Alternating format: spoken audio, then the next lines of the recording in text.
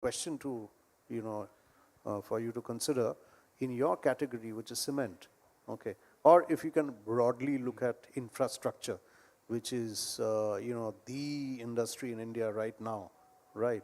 Uh, how is, television doing? You know, do people spend, and how does it build brands or Yeah. sales? No, Yeah. absolutely. I think great question. You know, if I were to look at cement, construction, infrastructure, right? One myth that people have, and I myself had, I've spent over 2 decades in FMCG before I came to cement.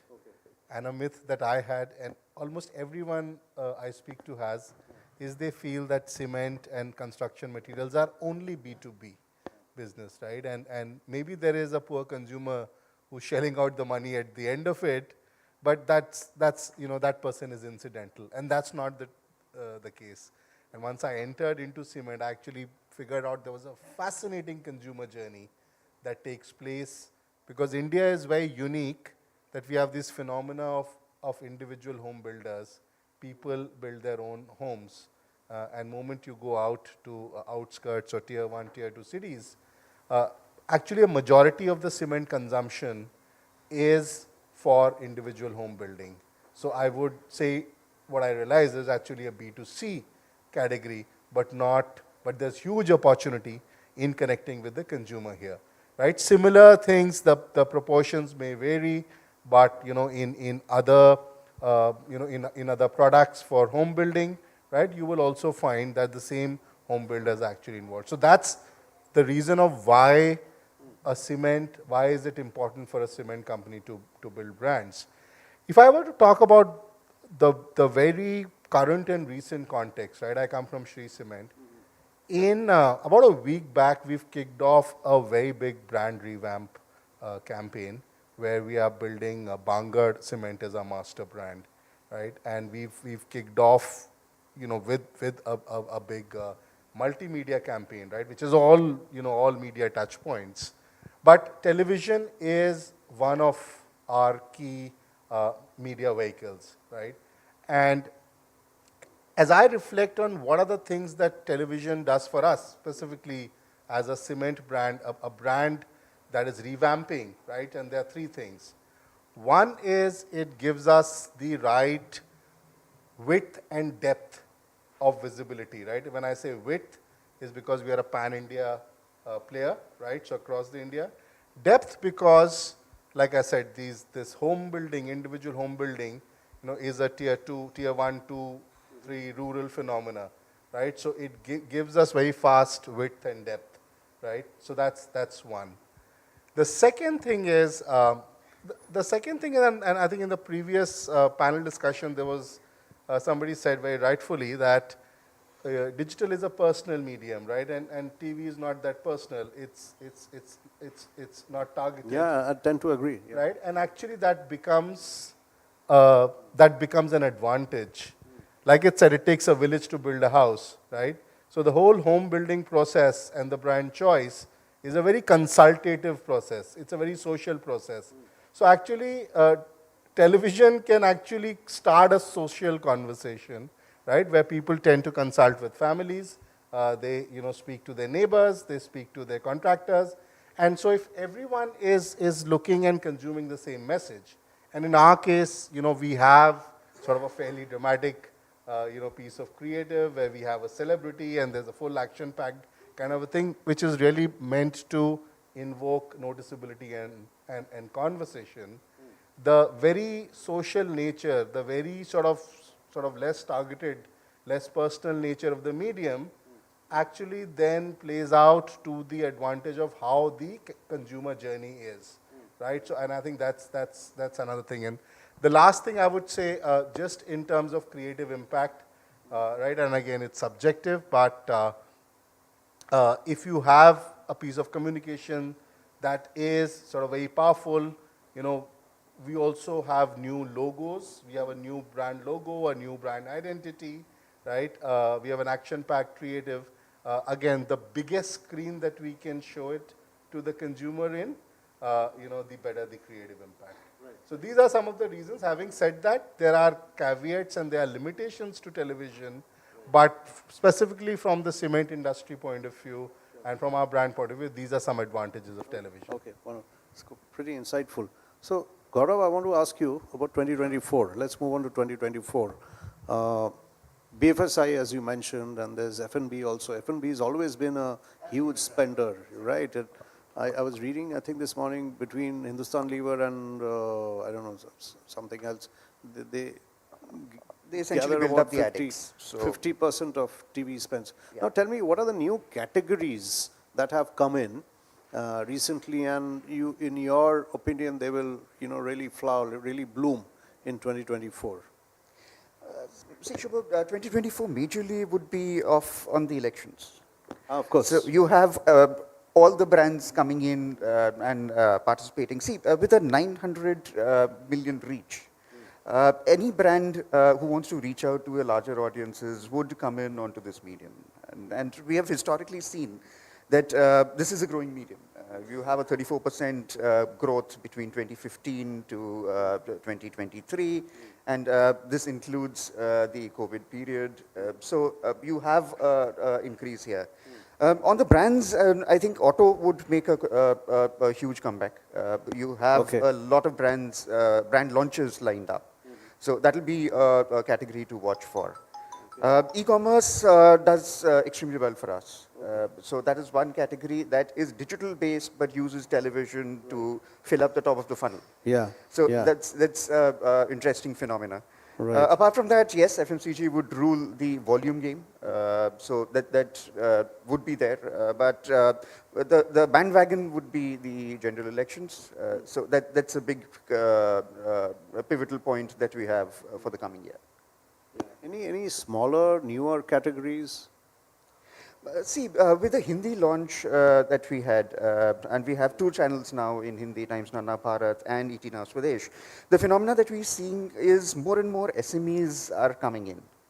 So, of course, they are in the journey that they are going on from a SME to a MSME to the listing journey. And they understand the power of the sheer reach of this medium. And that's why they're leveraging this.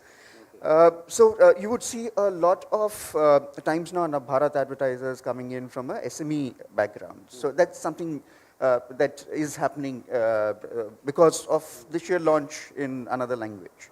So I think this year would again be very strong on the SME front, the kind of revival and the government push that is coming in. What about EdTech and these newer categories? EdTech is under a bit of a cloud right now, but still. EdTech was huge for us about 2 years back. It was actually COVID that pushed in the headwinds onto the EdTech category. But yes, they have had their own problems, the funding winter, so they're lying quiet right now. And basically, they're on to K-12. So K-12 and above is what the playing field is. Below that is already diminished.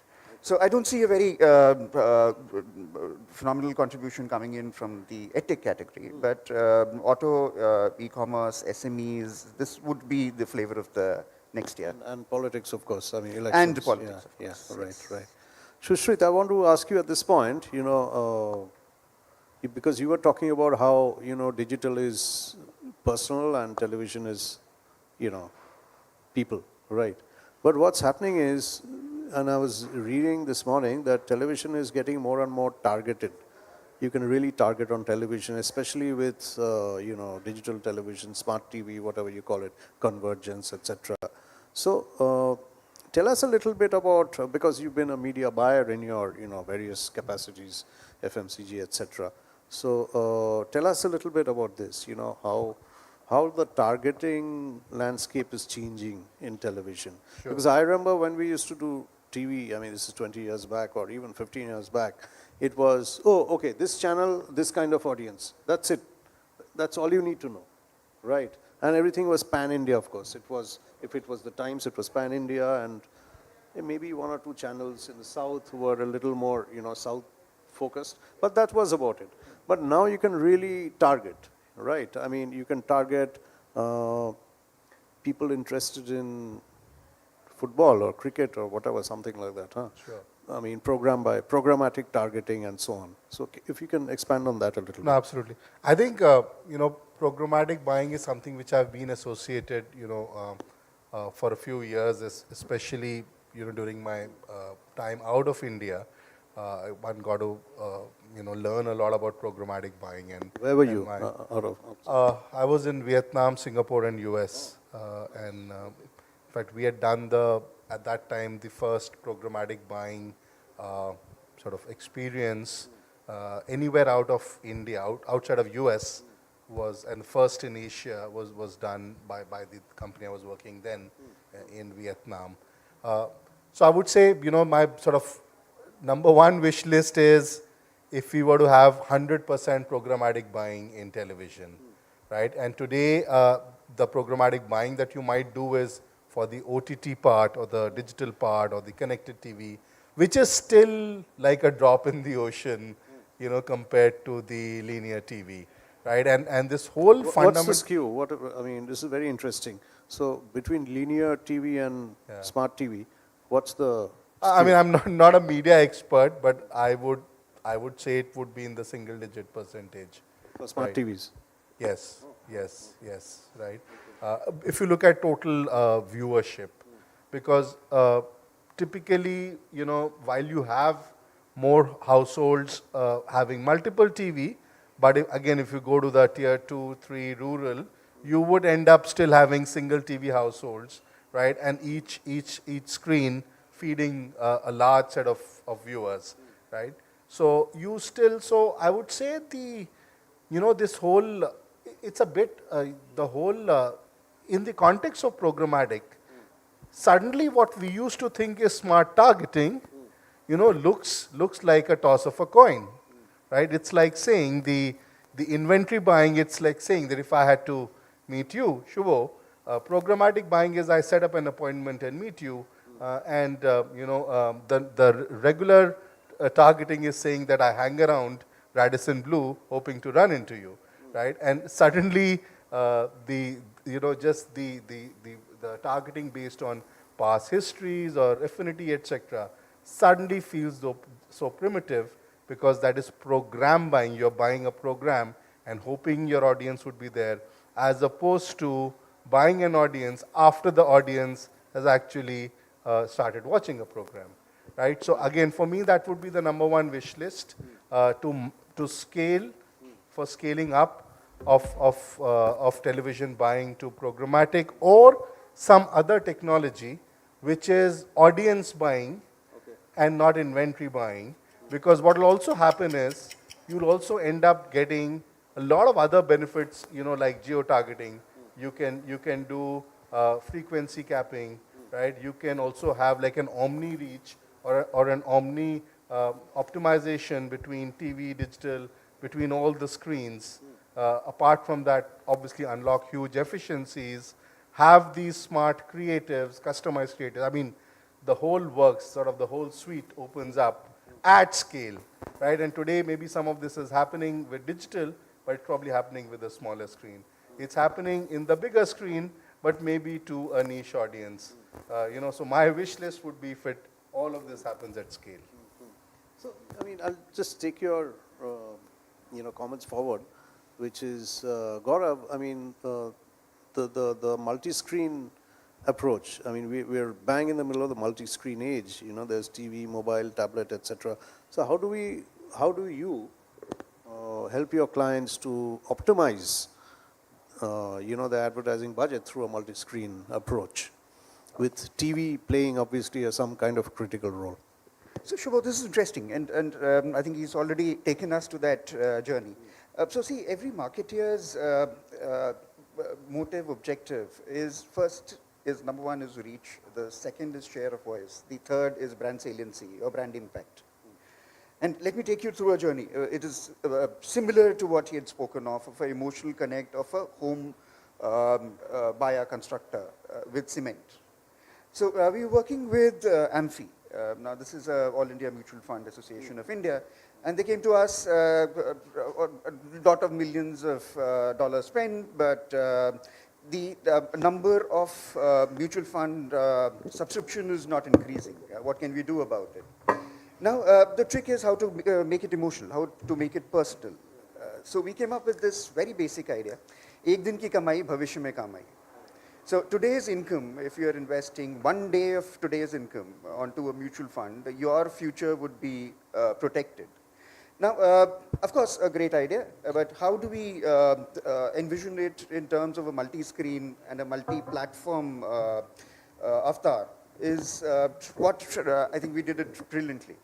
So imagine a scenario wherein we launch in with the on-ground where the government himself, Piyush Goyal himself, comes in and signs the first pledge that I'm ready to put in my 1 day's income onto mutual funds.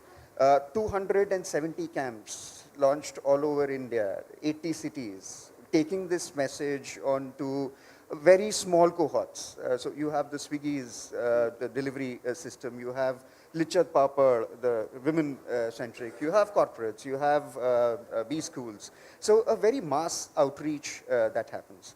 Now, where does the promotion of this happen? Is a combination of television and digital. So you have a multi-screen entity there, and the digital has a very interesting and a much more potent role to play. Because at that time, we launched a nationwide pledge. Okay.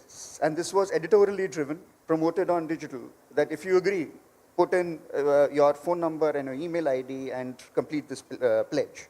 What it did was that it created one of the first cookies that we were talking about in the industry. The journey was in the first 62 days, we had crossed 1 million pledges. And that is the database that Amazing. AMFI has to reach out to people who have exceeded to be reached out to. So that is where the phenomena plays. So as you said, television, our content going on to social media, 90% of the content, the video content that you see on social media is television content. At the end of the day, you have connected TV at the other end. So it is unison. It is one idea going across screens and creating that impact that every marketeer looks for. So I'll ask you to expand a little bit, Gaurav, because I come from, I mean, at least I started off in creative, many, many years back. So how do you take a big idea, okay, and you're, like you're saying, you split it into different parts. So what does TV do? And what does, your phone do? I mean, how do you take the same idea forward seamlessly like a thread through these different screens? Okay. And I mean, we all started off with the, the marketing funnel, awareness on the top and then engagement and so on. And that's kind of changed. There's flywheel, there's influencer marketing, there are all these new terms on the table. Some of them are just buzzwords and a little more than that. But so how do you advise your clients, help your clients figure out what role which screen plays, keeping the central proposition in place? So Shubha, as a brand advisor, as a brand propagator, our role is to understand what is the pain point of the client and come up with solutions, right? So the basic step is that let's not get onto the distribution platform before you have cracked the idea. So the idea is at the core. What do you need to do for the brand is what is most important for us. And as soon as we crack the idea, then we identify what is the right platform to mount that idea on. If it is a FMCG company, it is a digital first idea. So we are not running away from the fact that some kind of a customization on digital is also required. If it is a BFSI or infra company. Can you, sorry to interrupt, can you expand on those a little bit? You're saying if it's a FMCG, it's a digital first idea. Why? So, see, for a FMCG company, let's take an example of Perfetti, for example. So user-generated content is what their goal is.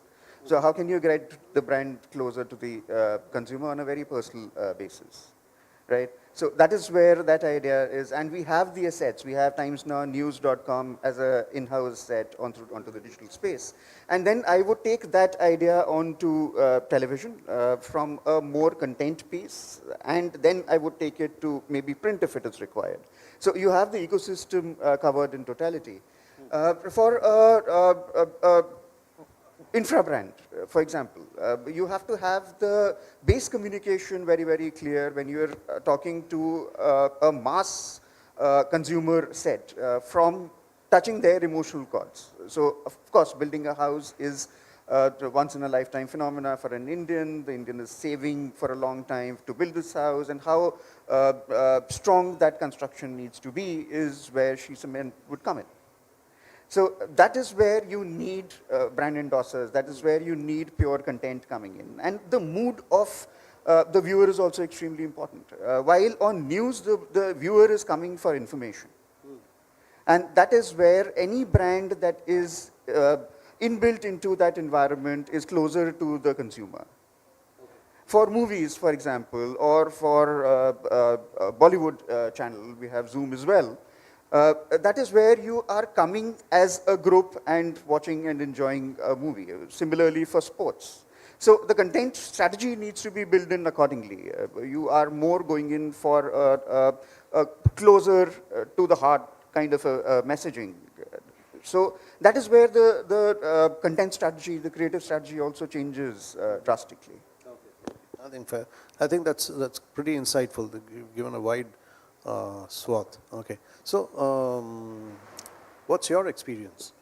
I mean, from a content perspective, how would you, if there's a big idea for your brand, cement, or in your previous avatar in FMCGs or any geography that you've worked in, how did you split your idea onto different platforms? Because he said something very interesting. It depends. No, he said on very interesting, and I want to right.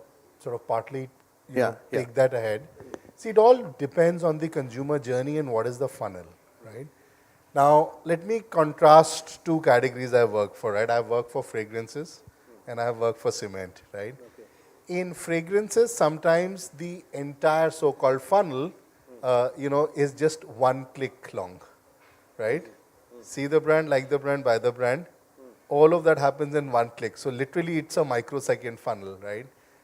But in cement, that funnel could go for a couple of years, right? From the time that someone buys the land to actually builds the house, right? And during that whole time, someone is in a very prolonged consideration stage. So it's a function of the funnel. I will talk about cement because that's what I'm working on right now.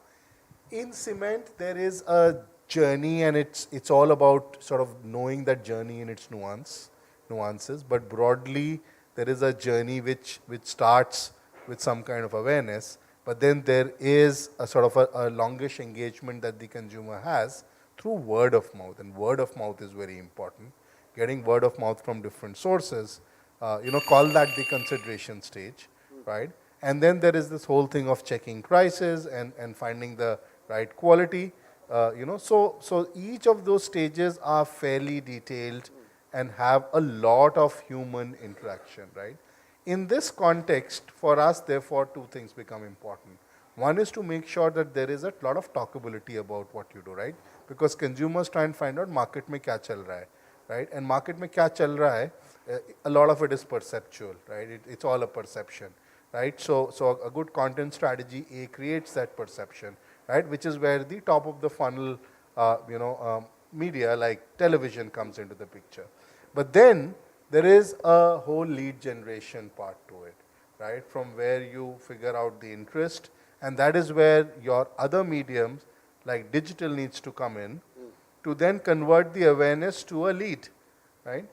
Plus, what's very interesting is that there is a huge human network, right? So we have sort of literally lakhs of contractors, dealers, our own salespeople on the ground who are also generating leads, who are also addressing leads. So we also get this whole data from the human network, which also then comes in, and together that becomes sort of our sort of lead pool, and then through the lead pool, we convert both sort of digitally as well as through the human network, right? So there are stages. It's just that, funnel sounds very neat, gets very messy when it actually gets implemented in real life. But the whole idea is to make sure that you have a highly creative, highly talkable upper funnel, but a highly data-led, sort of, a highly receptive middle funnel and the distribution network So convert. I want to ask you, there's a bell that rang. What does it mean? We've got 5 minutes left or 10 minutes left? 5 minutes, okay, all right, okay. So quickly, I want to ask you a question because he mentioned this top of funnel approach where TV was awareness and so on. So do you think television can be elsewhere in the funnel also, like directly start engaging or directly start selling in the case of perhaps e-commerce? Or is it stuck to only awareness? Awareness matlab TV, that's it, nothing else. Has it changed? So see, connected TV again would change a lot of things because you can go to and talk to that particular consumer who is conforming to that TG. But as a more holistic way the brands use us is the top of the funnel strategy. So because of the sheer reach that we have. So you talk to Can the you mass. give an idea of the television reach for our audience, for me also? So Compared to we are- other mediums also, if you can do a comparison. Okay, so the latest BARC report is 270 million households, reaching out to 900 million audiences. When you compare it to digital, it is around 450 million. So those are the top. So that's about double. That's what, yeah. That's a sheer reach, and the reach would always be used at the top of the funnel. But at the same time, again, content comes in and fills in the mid of the funnel also. When you're making the final decision to buy the product, and it is at that time that I take the brand closer to the EQ of the consumer. We get the brand known to the consumer, the various facets detailed, what are the advantages of that brand, and who are the people behind that brand. So these are the pillars that we leverage to take care of the mid of the funnel. And that is where we leave it on to the marketeers and the experts to complete the journey to the buying decision. Okay, we'll end with one question, which is A for analytics. You know, I'm a digital guy, I mean, whatever, integrated guy, so at some point I love asking, what are the sort of analytics that you look for? I mean, first of all, look for that are possible with television, you know, a dashboard, marketing dashboard. And what are the metrics that you look for? Is it only reach or is it something else also? Yeah. I think there's some basics, you know, sort of one looks at reach, frequency, and then one needs to look at impact, right? And that data may not come directly from television, right? But there needs to be some kind of a consumer research overlaid with that to actually see what is the impact. Apart from that, one would also look at the hygiene criteria, right? Now, with the length of ad breaks sort of, going berserk at times, what's your position in break, right? Looking at your own creative diagnostics, what was the recall of your ad? How was it, was it able to, break through the clutter? These are some of the diagnostics. Again, my wish list would be that if television can take a leaf out of digital and provide lot more analytics in lot more faster and lot more real time than this. I think it's possible with AI. I mean, I would have loved to pick your brains on how you're seeing AI pan out in 2024 and beyond, but we don't have much time. But so we'll end here. Can I ask the audience if you want to ask a question to our esteemed panelists? No? Okay, all right. Okay, so then it means we've done a very good job. We've given them all the answers, right? So thank you very much, Gaurav and Sushrit. Wonderful being with you. Hope to see you again. Thank you. Thank you so much. We request you to please join us for the photo op. And ladies and gentlemen, let's move on with our next insightful discussion that's coming your way. But before that, let's give our panelists a big round of applause. Thank you so much for sharing your wonderful insights with us. It was truly valuable for everybody here.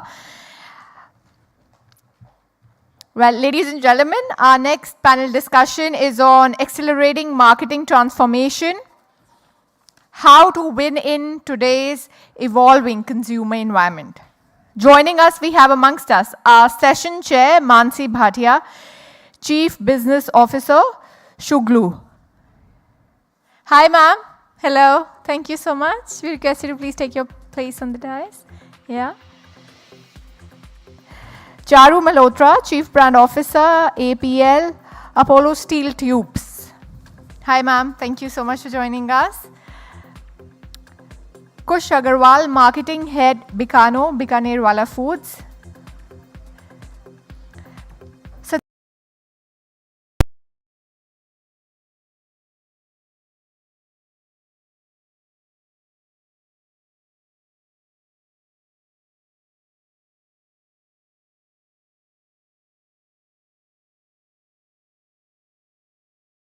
A little bit more energy will be appreciated.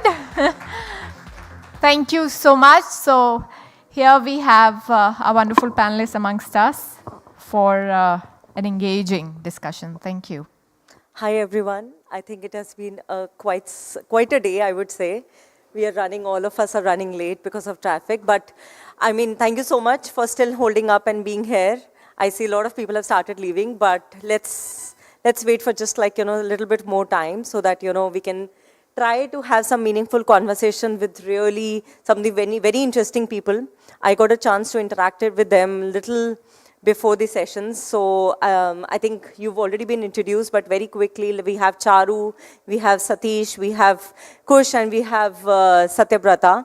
So I think it's going to be a very interesting discussion because, I mean, what we are going to discuss is on marketing is obviously on an accelerate mode. Like, as we have been discussing since morning, like, marketing is really on an accelerate mode, but how are we accelerating this marketing and incorporating it into each and every brand and holding up, like, that's something that, like, let's hear it from them.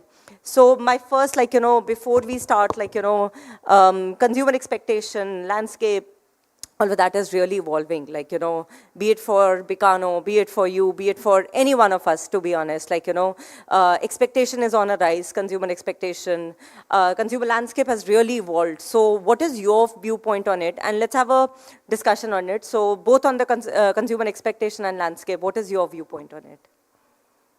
So let's start with you, Charu. Yeah. No. Yeah. Yeah. So yes, the consumer evolutions happen on a very, very fast pace. And today, more than ever, the consumer's overwhelmed with the information overload all around him. And as brands, so in the earlier panel discussion also, we were hearing how the consumer funnel has evolved. While there still is a stage which, starts with awareness to consideration to evaluation to then probably the first moment of truth at purchase, but probably it does not follow a set pattern now. So, the consumer has app, he has social media, he has access to websites, he has access to conventional marketing, communications from outdoors and TVs. So it doesn't follow a set pattern, and hence it's so very important for brands right now to probably have those right interventions, whether tech interventions, whether human interventions, to kind of give him the right kind of communication. And from consumers' point of view also, there is a lot of expectation from brands to be hand-holding them through the journey. He's making quick decisions, but he's still, and that's why he wants brands to be more suggestive in their approach, not just talking about their products, giving them tailor-made, customized communication in terms of what they should do, how they should proceed. So overall, from brands, it has to be a right mix of technological as well as your conventional interventions, so that they are able to present the right triggers to the consumer for communication. Very interesting.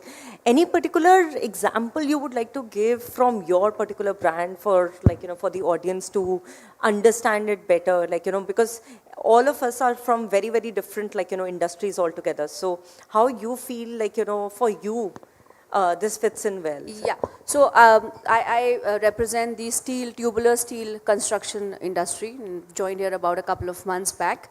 And when I talk about steel, primarily it was sold more as a commodity. Today, when we talk about these commodity-led industries becoming more of a branded phenomena, that's how steel tubes today talks about, new age marketing. So for example, in yesteryears, we were only and only doing TV. But today, when we want to talk about customized solutions to projects, to specifiers, to developers, to architects, in that case, we have to approach them through digital means. We are, just to give you a very recent example, we are also exploring VR tools because steel today is also used in residential. Even big projects want to see real life simulations of how steel structures can actually build buildings which are faster in turnaround times, lesser on the carbon footprint. So we're using VR tools where we can actually show these real life simulations in a very, very creative and immersive way to the consumers. Very interesting, I must say. Kush, what is your viewpoint on this? So actually, my viewpoint is very different from Charu's viewpoint because obviously a product, it's like लोग उसको use करेंगे रहेंगे उसके साथ they're gonna be there for a couple of years, right? But when it comes to my product, it's like people are just gonna eat it and forget about it. So the consumption is very fast, and the thing is that there are so many competitors available in the market, and it's such an easily substitutable product, not just in terms of brand, but it's also in terms of different ranges of products. So like in traditional snacks, Bicano as a company, we do more than 50, 60 products.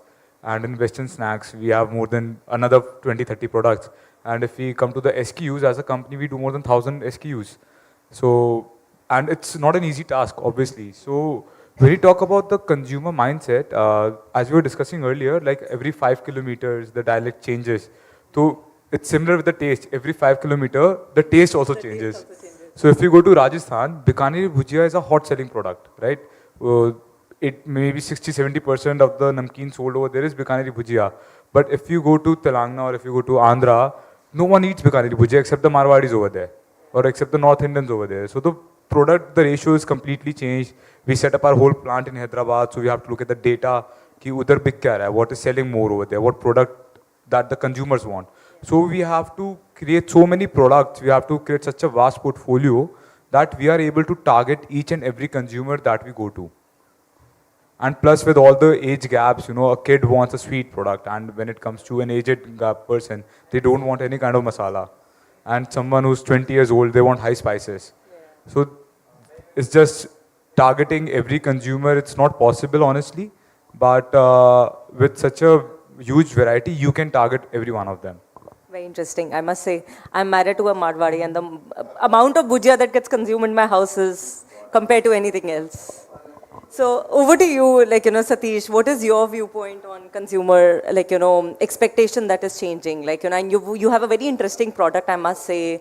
Like, you know, you're in a, like, you know, I would say a segment which is very relevant, very new age, I would say, not new age, like, I think it's still, like, you know, it's pretty, like, you know, now evolved, but still, like, you know, still people might be hesitating. So what is your viewpoint? Sure. So I'll probably take some time to explain my viewpoint. So all of us, I'm one of the co-founders of Adverb. There were 6 of us who started this company, and all of us were ex-Asian Paints. Now so basically Adverb is a warehouse automation and robotics company which helps manufacturing companies move material from one place to another in their factories and warehouses with the help of mobile robots, sorting robots, carton shuttle, AI. So we are an embodied AI company, right? Our robots manifest AI and then they perform their task to pick material from one place to another. To that extent, most of my perspective would probably be a B2B because that's the segment that we cater to. Now, one, you have spoken about changing consumer expectations, right? We are a startup that started in 2016. We clocked a revenue of around 480 crore last year, raised a Series B funding of 132 million USD from Reliance. Now, if you see a company which started in 2016 and clocked a revenue of 475 crore approximately last financial year, even the company itself is also changing, right? I'm not the same company that I was in 2016. I was a different company at 1.6 crore revenue. I was a different company at 70 crore revenue. I was a different company at 150 crore revenue, and I was a different company at 475 crore revenue. And you're still evolving. And I'm still evolving. Yeah. So there are 2 dynamics that I need to cater, and I'll touch on both. First, changing consumer expectation. When I started my career in Asian Paints, YouTube was blocked, Facebook was blocked, and I could not access LinkedIn because it was blocked. And I think that was what used to happen in manufacturing industries probably 10 or 15 years back. You could not access the social It media still happens. websites. In a lot of Okay. MNCs, it still happens. Yeah. Now phones have come in, and I can access all these things on my phone. Now, and as ma'am was saying, it is a multi-channel world where what has happened is attention span of people has reduced. You have a very small amount of time to share your story. And I'll again take an example of what was shared in this session in the morning when I was attending the AI session. That Asian Paints has this very famous tool of demand planning. Now, I worked in Asian Paints for 3.5 years. And I'm assuming if anybody is here who's investing in share markets, there's a very famous guy who runs a PMS who told a story about Asian Paints. Correct. And made Asian Paints famous. Now, for 3.5 years, I worked in a company, I worked in manufacturing, I worked in supply chain, I didn't know about this system. Here comes a guy who narrates a story day in, day out, writes a book about it.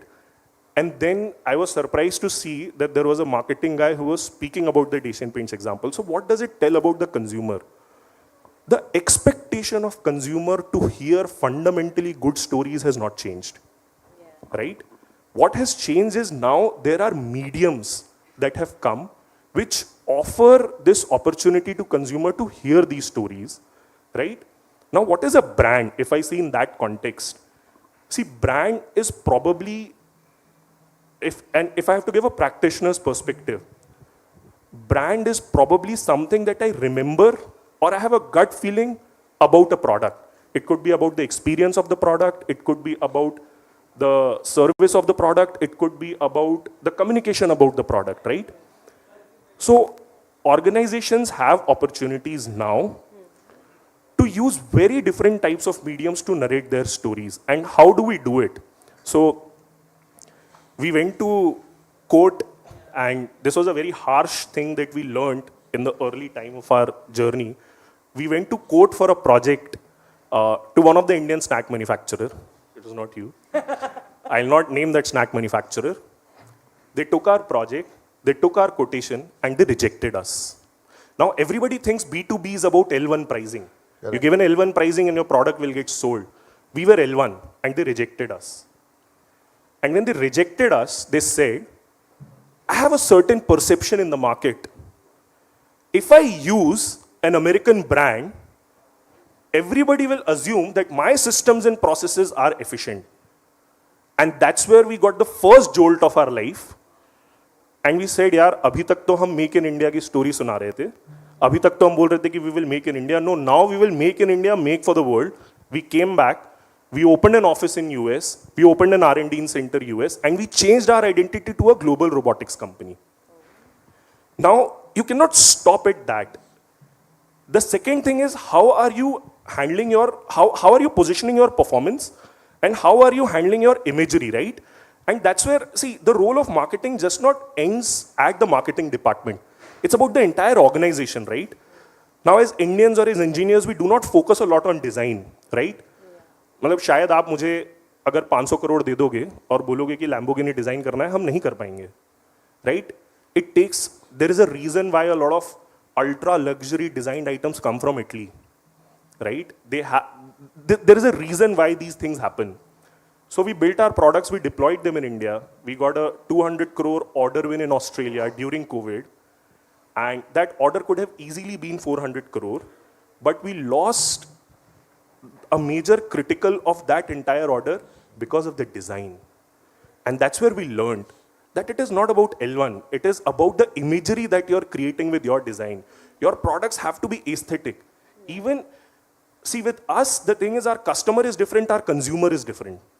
Our customer is a CXO, our customer is a CEO. But our consumer is a 15,000 rupee ka operator who's going to, who's a picker who's going to operate my machines. But still, the design of my product, how sleek it is, the overall look, the imagery, the culture of my organization will help me compete with global companies. So now so consumer expectations to change हुआ ही है.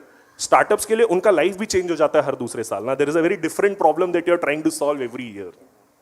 Very interesting, I must say. Over to you. Yeah, I mean, amongst the panel, I'm somebody who's seen the whole process from print to television to digital to, hyperlocal digital, everything. So I think a couple of things are happening now.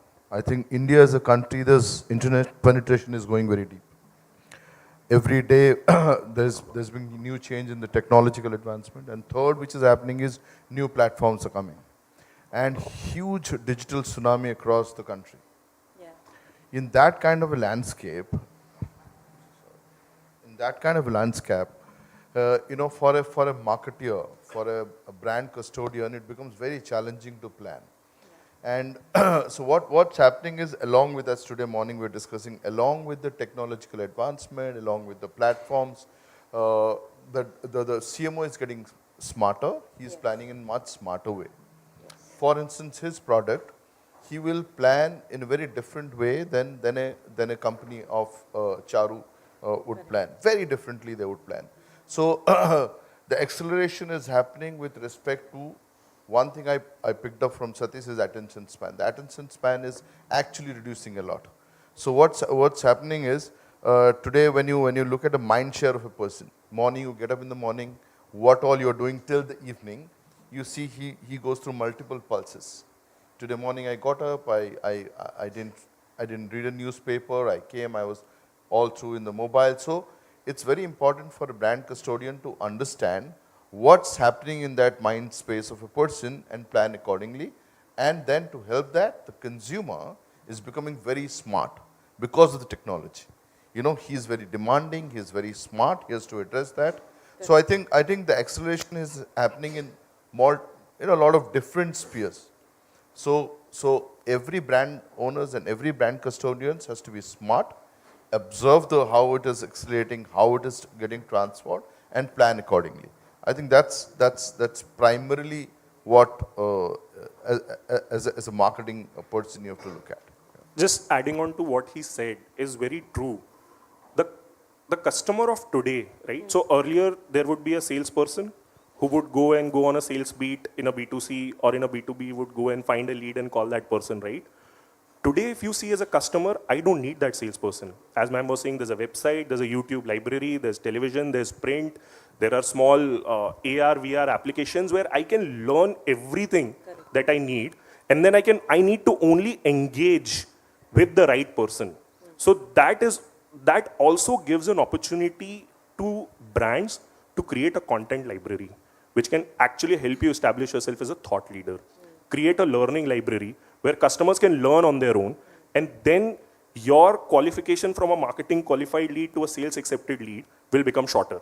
The overall engagement time will also become shorter. So today the sales people are the influencers. Today he would hire a food sales guy who would be his influencer, and he would say, Bicano is a great product, I had this, it's nice. It's different for every brand. Every chef is becoming an influencer for that matter. So influencer is the biggest sales So driver. that's where you add the humanizing angle to it. Amidst a lot of technology that the consumer has around him. Very rightly said. So we are talking about chatbots, ye wo. So जब human interact करे, so the human should actually be able to wow the person if you want to really convert that marketing lead into a sales conversion. Correct. I mean, in the online space, we definitely say that you have 3 seconds to actually make make a consumer actually love your product. Otherwise, the consumer is actually gone. So, those 3 seconds on an online space is really important, and how you converted, be it through humanizing influencers or through chatbots or through AI, whatever. It can be any medium, but those are the 3 seconds that you need to convert. Moving on, let's go deeper a little bit on, what are the strategies? Let's discuss on the strategies very particularly for the brands, and especially for you guys, in your each and every domain, how you feel, we can accelerate marketing, and marketing is getting accelerated for that matter. So first things data, I think every one of us, for you, it matters so much, in fact, for you, every 5 kilometer that you said, data is becoming a very, very important part. And how you feel you're able to utilize, or how important data is for you as your brand, as as a marketeer, like, into your own domain, like, and how you are utilizing it. Something with examples, like, something that can become very concrete. Yeah. So. Yeah. So, as they say, data is king, though I will finish this with another conclusion also that I have, so some different thoughts on this. Yes, we've started using data in our kind of an industry also to a great level. To start with, it is, so data analytics and these kind of AIs and predictive algorithms and all, obviously they tend to give a lot when you want to kind of predict the future sales or the future consumer behavior, and it also leads to very tailored, personalized communication.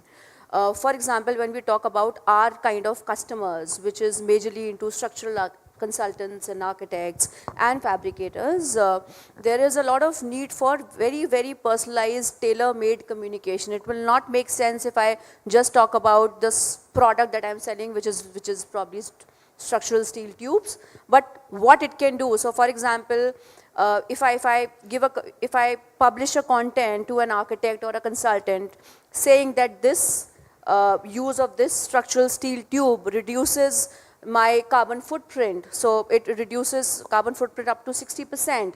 It gives you a faster lead time. So just a case in study, during COVID, there was a need for urgent hospitals to be built. And with structural steel tubes, tubular construction, we built hospitals in record time of 6 days to 10 days. So 6 hospitals were built. So giving these kind of, very, very specific information and solutions to customers is really helping us. That's one thing. Second, it is also helping us. So this kind of an industry, as I said earlier, is evolving from a commodity-led marketing to a brand phenomena. So it is important for us to be to have mass awareness, not just mass awareness, also a lot of engagement with the customers. So we are moving towards a segment where tailor-made communication to these stakeholders is a must. So whether I said use of VR, we are also using a lot of AI to talk to these developers and builders. So these kind of digital tools we started using in our day-to-day operations. Apart from that, this is also helping us to understand where our customers are sitting and what kind of marketing resources to be deployed where. So for example, for us, as opposed to the digital first age, a lot of conventional marketing does a lot of good. So outdoor marketing is something that we're deploying to a very great level because most of our customers are kind of positively impacted by it. So all of this data analytics we're putting to use to kind of get the maximum bang for the buck. And as I said, I would want to also add a thought here that while we deploy a lot of data-driven analytics and algorithms into making use of our marketing strategies, but then we should not forsake it for the humanizing angle of marketing, which definitely as a gut feel is something that works for most of us. I'm sure we'll agree. Interesting. Satish, your viewpoint, like I think yours is going to hold. So probably, and again I can probably share something that we experienced when we started. This industry itself was 150 crore in India, right? Now you have a 150 crore industry. You have not done it because all of us came from the experience that we were building factories. Now, one thing that probably does not lie a lot is data. So how data can probably help you in generating or in doing your entire marketing campaign, correct? So first is I need leads. Right? I need to generate demand. I have different channels for it. I have to first break down what will be the cost of lead that I get from each channel. I can plan to do an event and get a lot of leads. I can probably go and do digital advertisements, etc., do a lot of leads. There is social today. I can go on LinkedIn, YouTube and get leads from there, and then I will have inbound leads. I can also do email campaigns and do leads. But now, as I'm doing all of as I'm doing all of these activities, I need to be very careful on the quality of leads and how many leads are qualifying, essentially which is going to my sales accepted lead, and track it till the conversion happens. At which stage the lead is dropping off, for what reason, and which platform or which channel is giving me the most leads at least cost, right? when you're building an organization, a lot of people talk about ROI, but when you're a new organization, you don't talk ROI, right?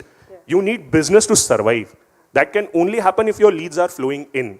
So you don't need a lot of AI, you don't need a lot of algorithms. If you're tracking the data at the right moment, if you know how to use basic Excel, at least in a business like us, you will be able to track from which. So for example, we get a lot of leads from LinkedIn. Today, LinkedIn gives me data to granular detail कि मेरा अगर मैंने video डाला तो कितने minute कितने second तक मेरा वीडियो देखा गया, किस रीजन में मेरा वीडियो देखा गया, what is the kind of people who are watching my video, what is the kind of organizations they are watching my video on, correct? Now I have all the data in terms of cookies, in terms of tracks who are visiting my website, persona. I can now link all this data to do targeted ads. So I have to build every initiative on that layer of data if I want to be successful. I need to be able to segment my customer right. I need to be able to understand what kind of marketing collateral is having what impact, right? Because I do not have infinite money. And at the end of the day, I need to get that lead flowing in. If that lead doesn't flow in, then I'm lost. I will not have money to spend on marketing. Very true, very true. Kush, So again, like my viewpoint is completely different from both of them because you guys are from something related to infrastructure, right?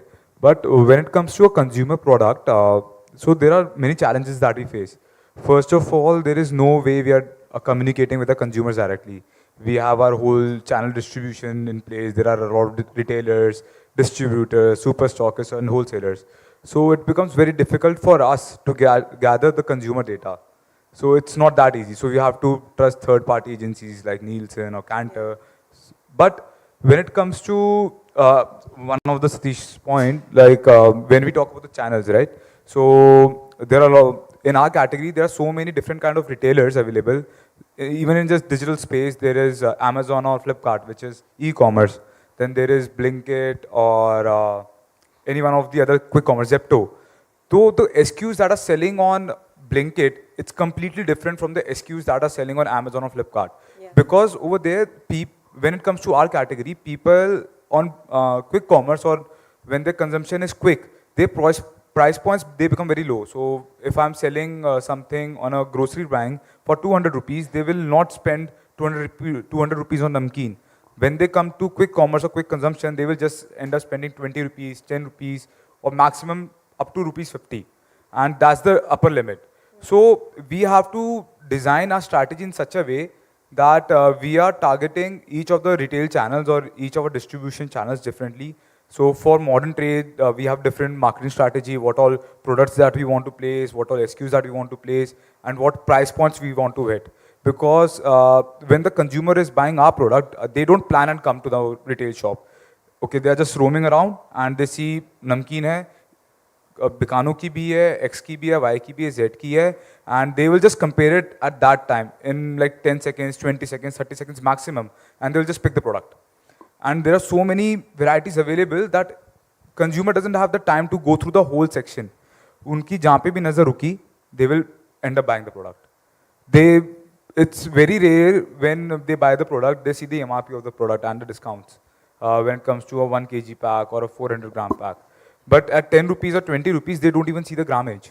Yeah. So are they calculating that kind of, ki meko 1 kilo namkeen kitni pad rahi hai? No, they're not. Yeah. No one is calculating that. Because it's such a quick consumption. So we have to make sure that in any way that my product, first of all, is obviously standing out from the competition. That is must. There's something that is just catching their eye. There's something on my packaging, there's something on my label that is catching their eye. And plus, I'm able to do my marketing as close to the point of sale. So I'll try to, do a lot of performance marketing, or I'll try to do a lot of BTL activities at the retailer level. I'll do shelf branding, I'll do this and that. I'll communicate to the consumers in such a way that whenever they're going for a quick consumption, whenever they're buying my product, so they think about Bikano. They think कि हाँ यार Bikano मैंने सोचा है, Bikano उनके top of the mind है. So the marketing strategy, it's completely different for every category, and it's completely different for all the channels of sales. Interesting. Satyabrata, before we come, I would just like to add, because, you gave a very interesting point. So in one of my previous stint, what we did was on the retail shop, we deployed a particular, you can say, a tool, which through the footsteps was able to define or categorize what age group of people was entering into that retail shop. I'm not going to take names right now over here, but was able to categorize as per the footwear, okay, only this part, they were able to categorize basis what age group. Secondly, through age group, what genre, whether it was a male, female, child, what. And we were able to utilize this data and what segment they are going into. So we were able to, prioritize that, okay, in that particular region, what particular product to actually shelf, what product to put in at first.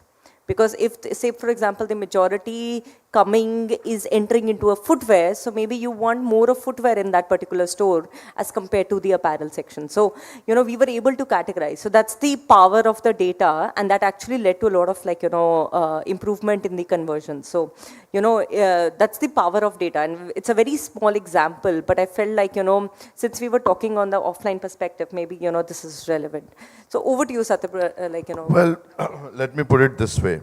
See, who are the agents of acceleration? The agents of acceleration are the marketing guys, and running faster than them is the technology guys. So either the marketing guy is not able to catch the technology guy, or the technology guy is not able to reach out to the marketing guy. In all this, what is happening is the consumer. Correct? And the consumer is behaving in a different way. So a smart marketer or a smart CMO would first understand even if to spend money, do whatever, you have to understand your consumer first. I think we have Anita here. She's handling one of the biggest brand called Patanjali.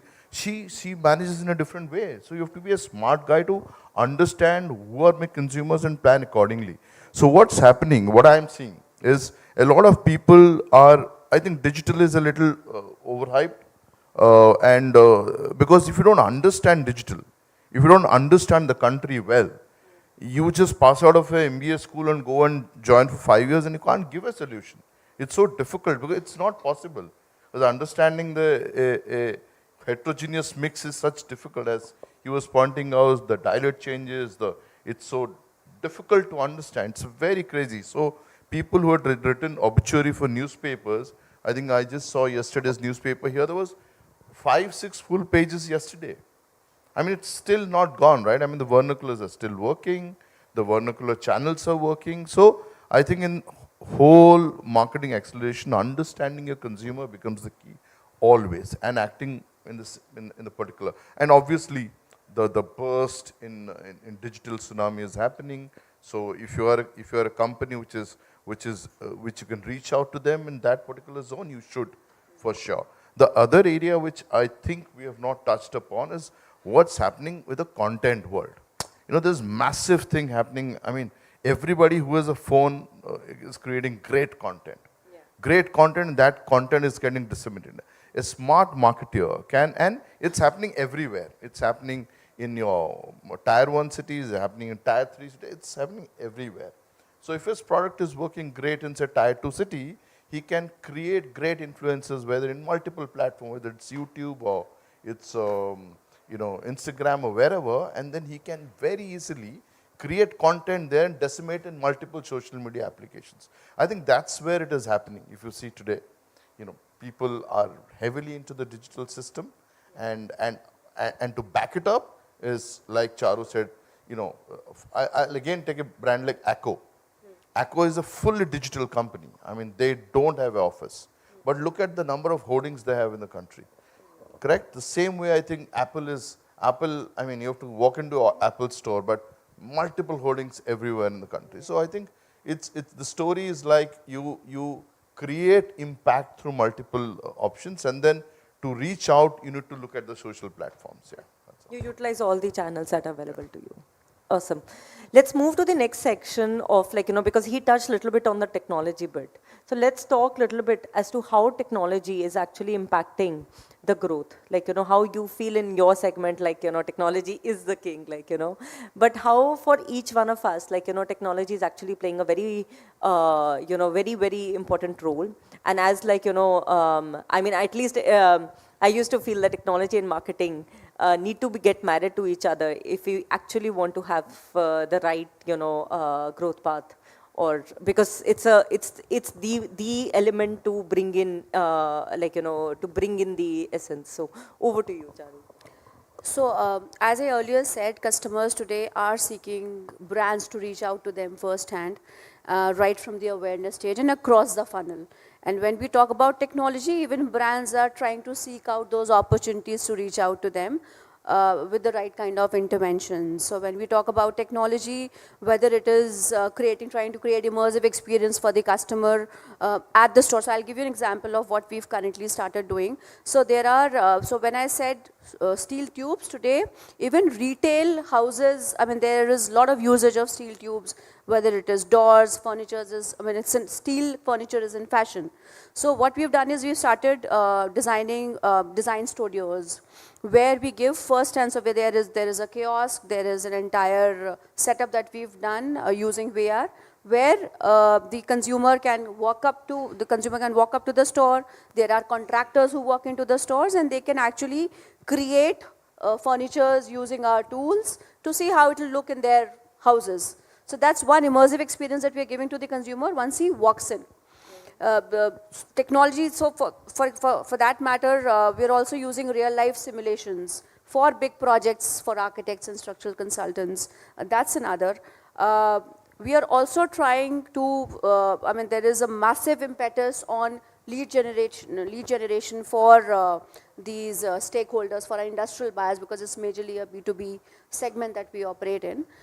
So lead generation on LinkedIn is another thing that we are using technology for.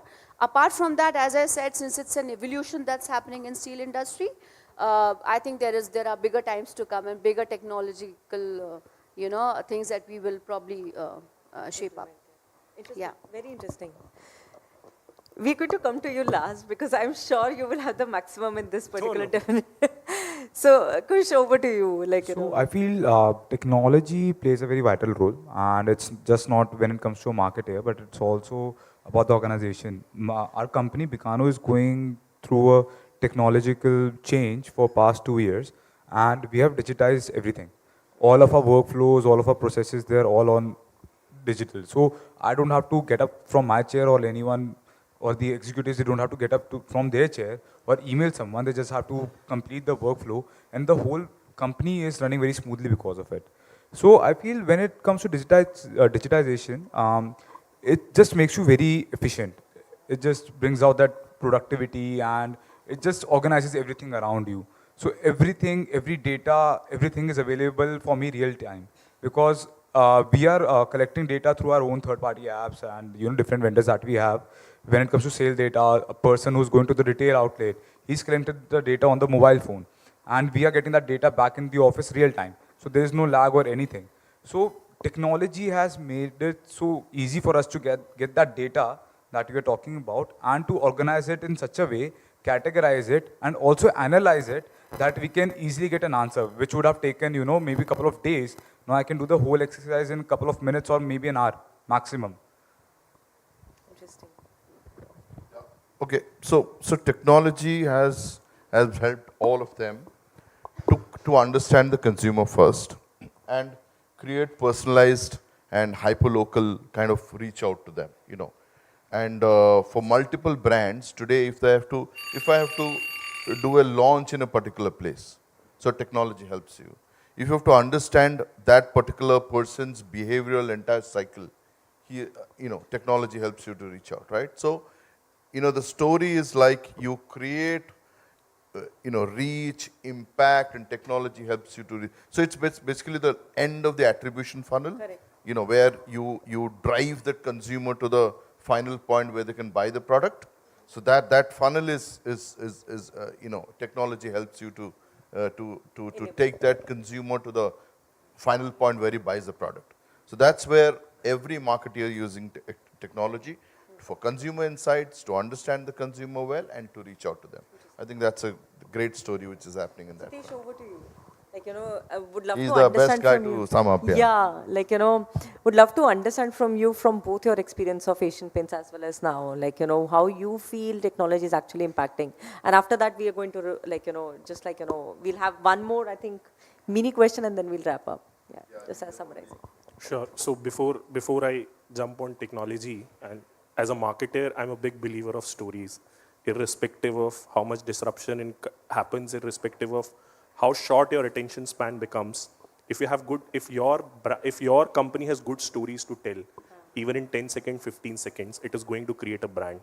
I'll tell you one story here. Since he mentioned that there's a lady from Patanjali, hardware does not come by default to India. No, there is something that is very positive, and it's a very personal experience. That's why I'm sharing. And since God has made this platform probably to share our gratitude, usually people don't associate robotics or hardware to India, right? And many Indian businesses, first generation, second generation, third generation, hardware खरीदना तो Germany से खरीदेंगे, hardware खरीदना है तो Japan से खरीदेंगे, L2 देना होगा तो L2 देंगे, L3 देना होगा तो L3 देंगे. वो जर्मन इक्विपमेंट अगर ब्रेक हो गया, मेंटेनेंस का कोई हिसाब किताब नहीं है, right? It's as good as it is working. So when we were in this journey of creating our first hardware, and we were trying to find first customer who will buy this hardware for us, there were two people who bet on us. Everybody rejected us because our hardware was not deployed anywhere. So there is a small regional brand called Bindu Fizz Jeera in Karnataka. He met us. He said, somebody give me an opportunity first. So I'll give you an opportunity to deploy our hardware in my warehouse. Very nice. Right? That's very good.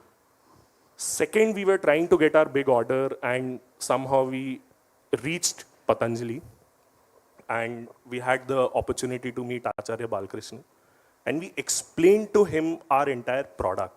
And this was for the Padartha factory in Hardwar. And then he asked us, but what is the problem? And we explained to him that as well. Ki, we have not deployed this hardware to this scale. You will be probably the first customer to whom we deployed this hardware. And he stood up and he said, if we don't give an opportunity to Indian companies, to startups who are coming, then who will? And he gave us an order for more than 2 million USD in second year of our operation. That became our reference sites, and we got 4 repeat orders from other customers for similar projects. So that was just a story, and probably we would always be eternally thankful to Patanjali for giving us the opportunity. Had it not been Patanjali, we would have not been here.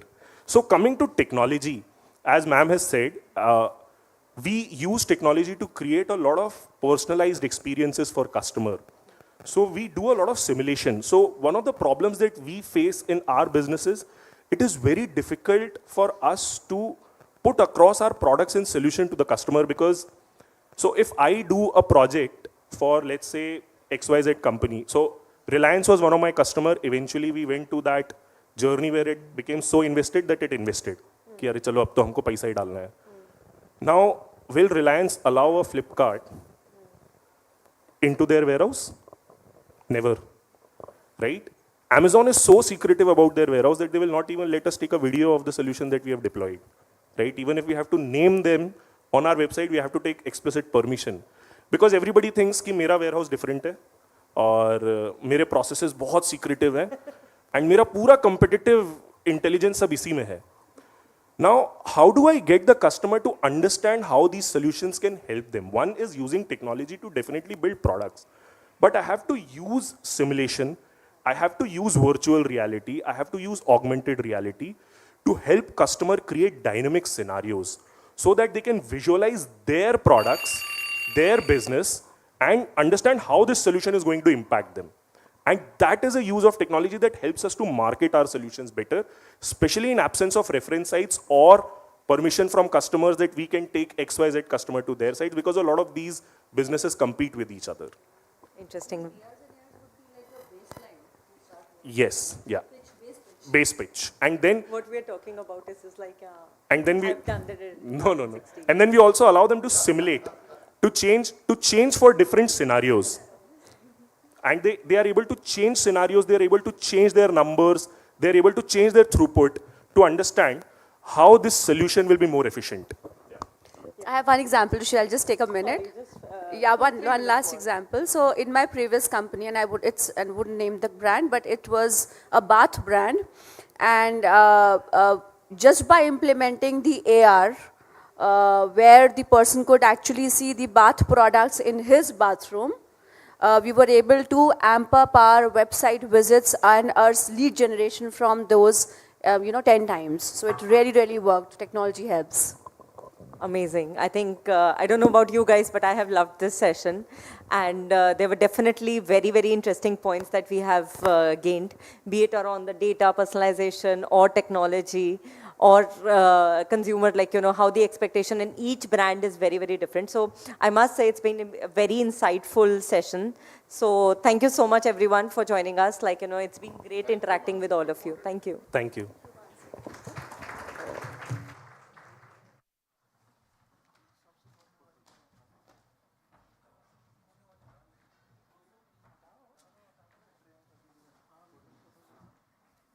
Thank you so much. We'd like to thank our panelists for sharing their experiences with us. Thank you. That was very, very valuable. And great insights, so many key takeaways. Thank you so much for this. And now, ladies and gentlemen, our next session is Building Brand Love, how to create experiences that drive unwavering customer loyalty. Well, ladies and gentlemen, we have amongst us Swati Nathani, co-founder and CBO Team Pumpkin. Hello. Hi, ma'am. Can we have you? Thank you so much for joining us. We have amongst us Anita Nair, ex-COO Patanjali. Hi, ma'am. Thank you so much for joining us here. I would request Mukesh Goria, Chief Marketing Officer, Modi Naturals. Join me on the dais. So can we give them a big round of applause, ladies and gentlemen? So we have so many marketing professionals here. They're sharing their experience, and they are from diverse backgrounds. So I think we had a lot of key takeaways from this session today. Thank you so much. We request you to please take over.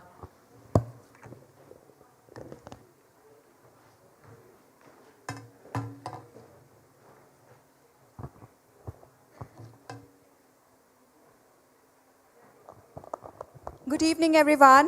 I know we are the second last session of the day, and I think all of you have had a long day with a long list of learnings and notes and whatnot. But here I am welcoming you to the rom-com of sessions. I know we are talking about a lot of brand love. We are talking about building brand love and how to create experiences that drive unwavering customer loyalty. And therefore, this session is going to be extremely warm, extremely full of insights, because the two panelists sitting right next to me have, I don't think I need to introduce them. I think I've seen both of them waving to every single person in the room. And Ms. Nair, of course, has been mentioned in the panel where she wasn't even a part of. So What was the topic of discussion? Yes, absolutely. We can have one panel discussion on Ms. Nair herself. Don't take them seriously, guys, please. But starting away, I think the first question I really want to pose to both Mr. Ghuraiya and Ms. Nair is, how do you define brand love in an environment where all the brands are constantly seeking ROAS and ROIs and so many tangible, cold-hearted stats? There are few brands, however, and even we receive briefs that, this campaign we want to generate some brand love, and they're not necessarily Valentine's Day campaigns, they are otherwise campaigns as well. So we want to understand from both of you, what is your perspective on what is brand love and how can brands drive them really? Ms. Nair, if you would like to go first. So good evening, everybody. Firstly, I've just quit Patanjali. So I'm ex-Patanjali. So I don't want to take the credit earlier of Acharya Balakrishnan because I wasn't even there. But it's good to know that a company that you worked for really, lives up to what its vision is. Coming back to brand love, to me, it's like being in love, right? It's almost like loving a person, when you are, and that person just gets replaced by a brand in the lives of the consumers. So there is a huge amount of emotional connect that you have with the person that you love, right? And you like what that person does, you like what that person displays, right? There is a lot of positive attitude that you have with that person. You will stand up to that person even if that person is wrong, yeah, but you will always stand by that person just because you believe a lot in that person, right? And so these 4-5 things, are very similar to what you would do with a brand, right? You will always have that very, very deep emotional connect with that brand because that brand has built stuff over a period of time and that brand resonates with you. You can identify yourself with that brand, yeah? You become advocates of that brand for the simple reason that you like what that brand does. Similarly, like, when you're in love, you become an advocate of that person and you will, even without being rational, you will protect that person always, yeah? It's the same thing with brands. At times with no rationale, even if that brand is doing something wrong, you'll stand up to that brand, right? Just because the brand identifies itself with you. So these 5-6 parameters actually lead, and trust also. Trust is one very, very important thing. I mean, if your boyfriend or girlfriend is kind of, double dating you, then there's a big problem, right? There's a trust issue there. But with brands, again, it's very, very similar because you have that trust because that person adds so much value to your life, right? So very much so, you just replace that person that you love with the brand that you love with, are in love with. And all these elements, whether they are soft or whether they are hard, always will resonate that brand love. So to me, that actually is brand love, So you think positively about that brand. Even if the brand is doing something wrong, you will get up and, kind of make all possible elements to say that nahi ye galat nahi hai, no, but defend that brand to a large extent. And we've got many examples. We've got examples of Maggie, for example, when they went through that whole thing. To me, the biggest example of brand love is Cadbury's, if you ask me, yeah. I think they celebrated some 200 years or some a week back or so, and then Cadbury's went through that phase, when post which they had taken Amitabh Bachchan, to bring in that credibility and trust factor. So the most loved brand, if you ask me, for this thing is Cadbury. I'm madly in love with that brand because from childhood, where it used to cost, I think, when I was young and, that was many moons back, right? Cadbury's 2 rupees or something, that small little bar, one could make do with. And we used to have, it used to be wrapped in a foil earlier. I don't know if any one of you would have seen those. And we used to take out that wrapper and put it in our notebooks and put our hands like this, and that wrapper would become really smooth and shiny. So I have those childhood memories of Cadbury's as a brand, and even today, I don't pick up any other chocolate except for Cadbury's, in spite of what they did. So these are all the elements which to me are equal to brand love. No, of course. Very, very beautiful examples, ma'am. And Maggie and Cadbury's were 2 examples that even, they were on my mind as you were speaking about of how forgiving we become to the brands that we love. I remember that I was working with Big Bazaar, obviously again, many moons back. And Kishore ji used to say that, with other MNCs, customers are ready to sue. But with Big Bazaar, the brand love was so much that they would actually write letters and express, please ye theek kar lijiye kind of a thing. And that's how the brand love gets generated. Would like to understand from you, Mukesh, your perspective of what is brand love and how can brands enable it for their consumers. Yeah, so 100% agree with Anita. And as you said, I'm still warm-hearted and still believe in love. So I still believe in brand love. I'm old school.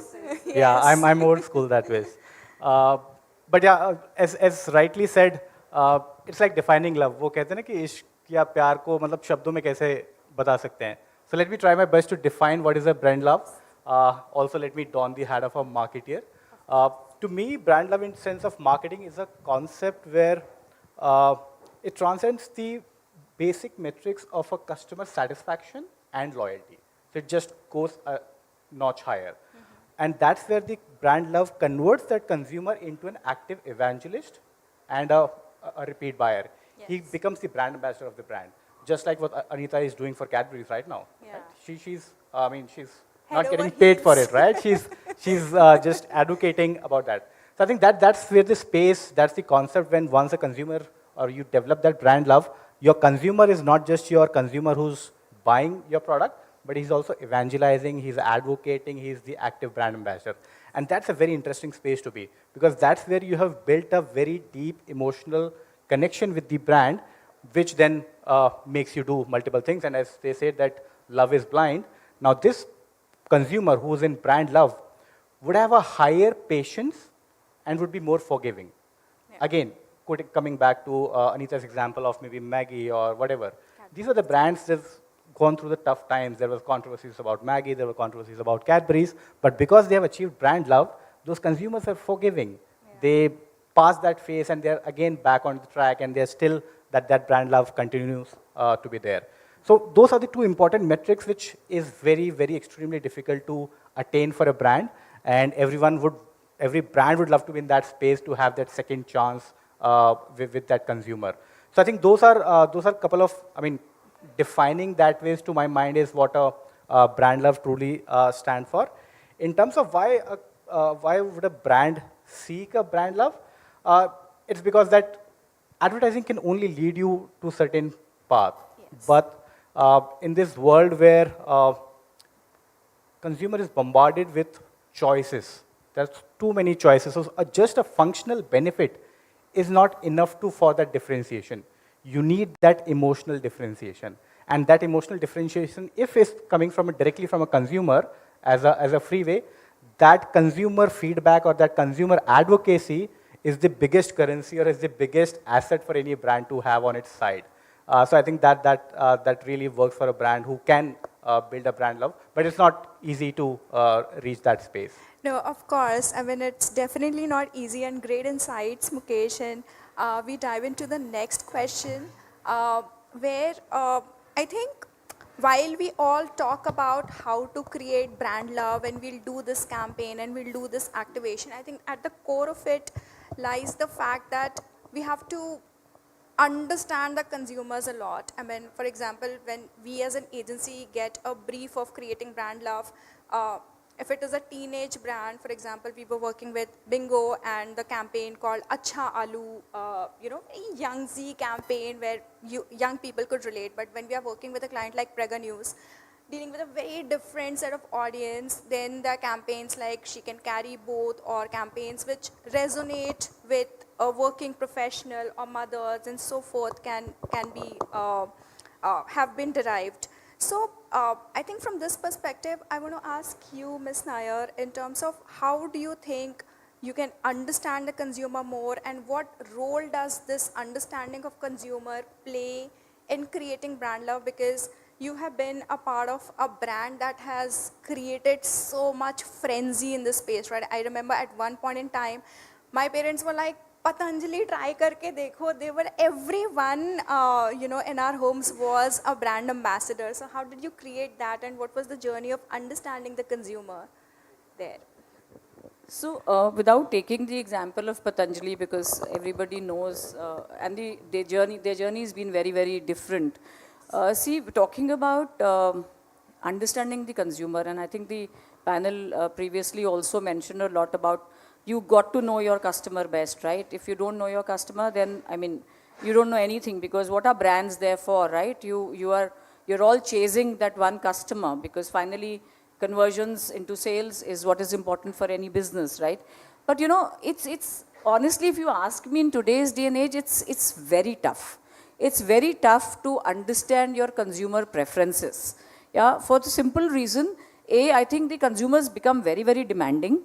And the reason for that is that he's spoiled for choices today. And it is very tough to figure out a new brand, that has brand love in the minds or in the hearts of the consumers. You will always find brand love for brands which have been there over a period of time.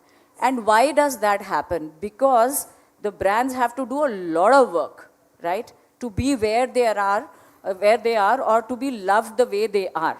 Yeah, a new brand coming into your life, the swiftness with which it comes into your life, if it doesn't resonate with the customer, it's as swift as the exit is. So it's very similar in those parlances. But today's consumer preferences are very, very important for any brand to make some inroads into the life of that consumer.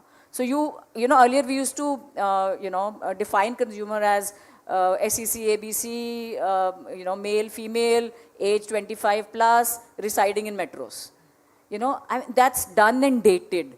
Nobody even looks at that, because today the psychographic study or the purchase behaviors of those consumers, or the extent of personalization that a consumer wants. Today we as brands are talking to that one person, because no two people are similar.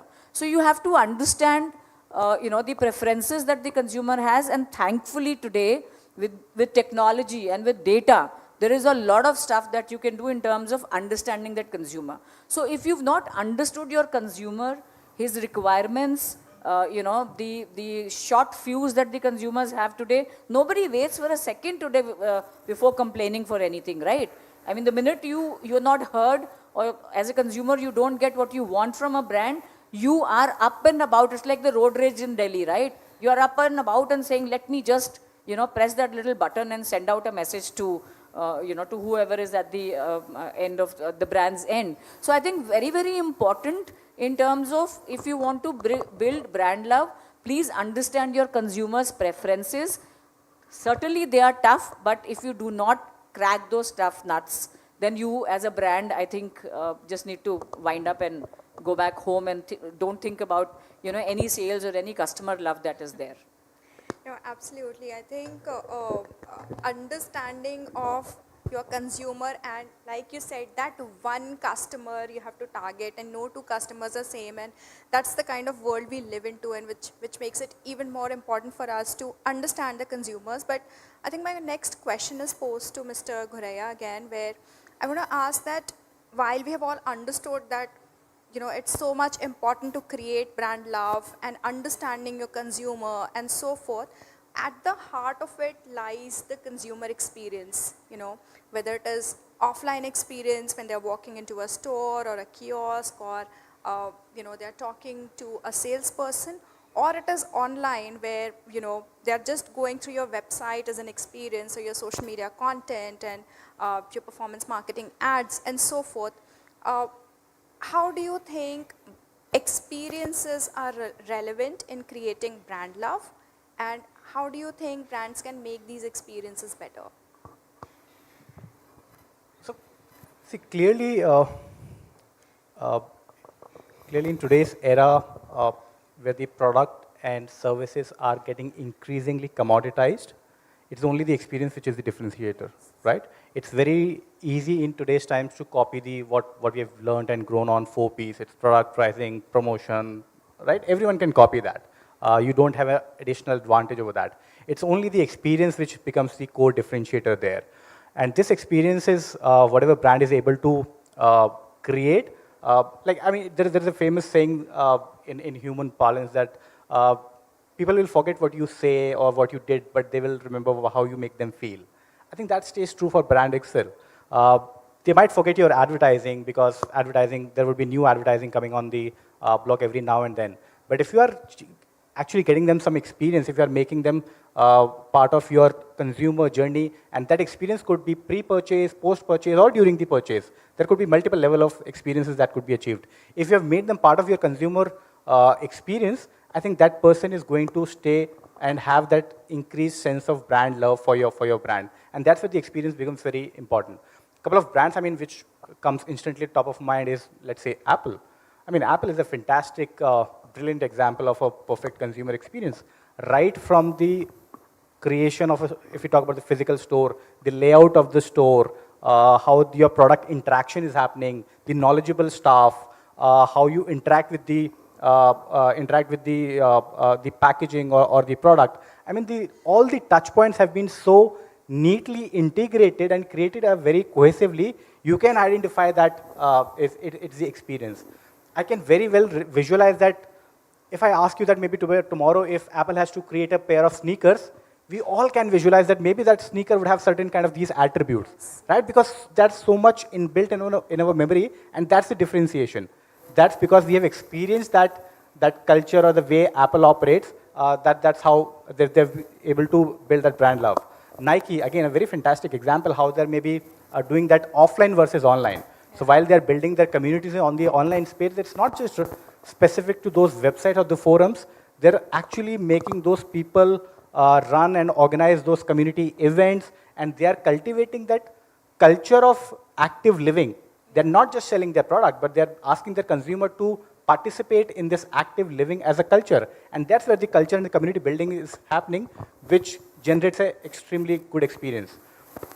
However, there's also one additional point which I would like to make here, and because I come from an FMCG background, and Anita would agree with me that we, as an FMCG company, we have certain limitations, right? Because honestly, what we call post-purchase or pre-purchase, honestly, we don't have that luxury to get our consumers there. The consumers walk into a retail outlet, I do not own that outlet. At the same time, if they go to Amazon or any third-party website to buy my product, I don't control much in terms of the user experience there. So how does a FMCG company can stay relevant or create that kind of experience? So one part is clearly the packaging and the product itself, but there I believe fundamentally is where the storytelling or the promise that you communicate through your advertising and communication, that advertising, that piece of communication can still create that experience, because people are buying into the promise that you have shown, and they're just part of that. It's like a regular grocery purchase. It's every month. People are not evaluating again and again. They're picking my product, going back home, because they have sense of belief that whatever promise I've developed, they are reliving that promise again and again.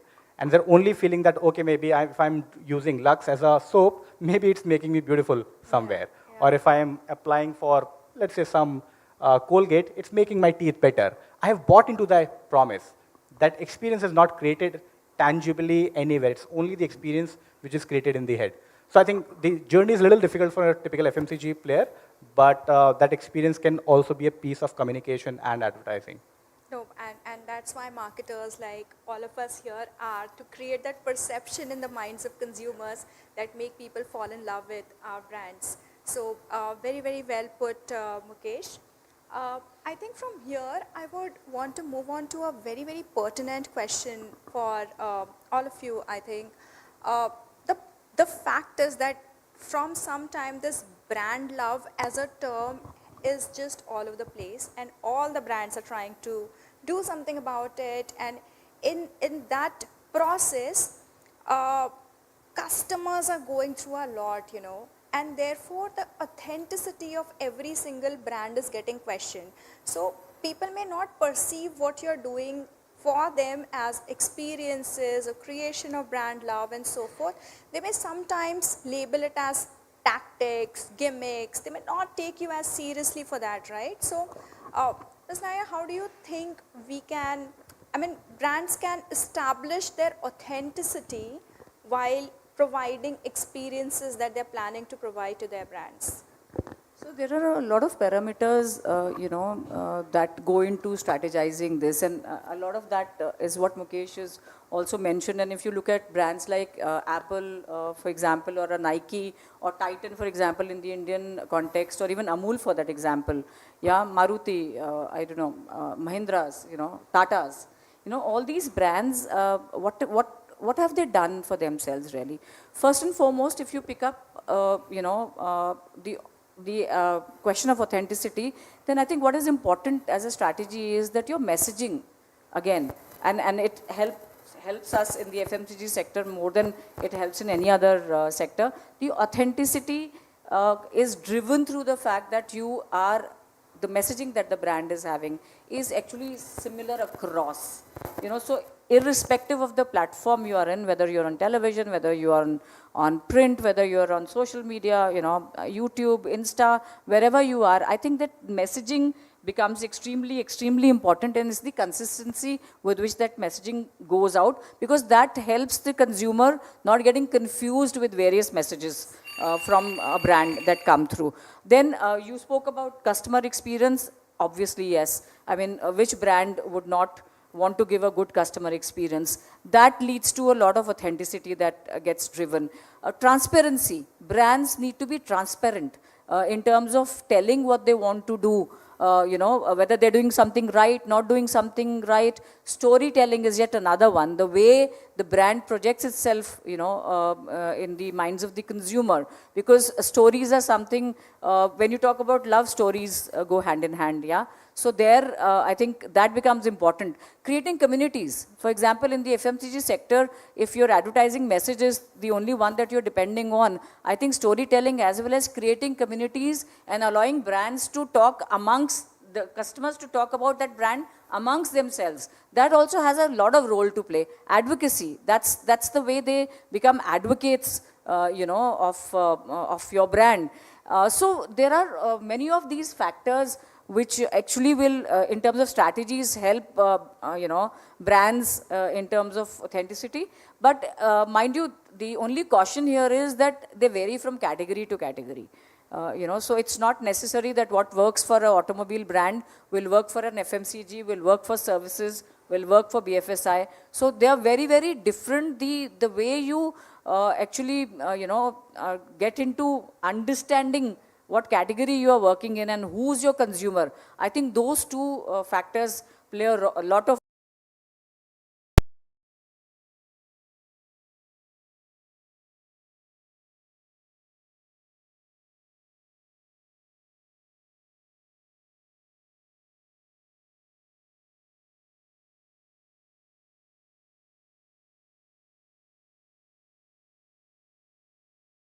conversations, so many of them happening all around. And then just one thing, which is the founders wrote a sorry mail to everyone, and it was just coming very, very dil se.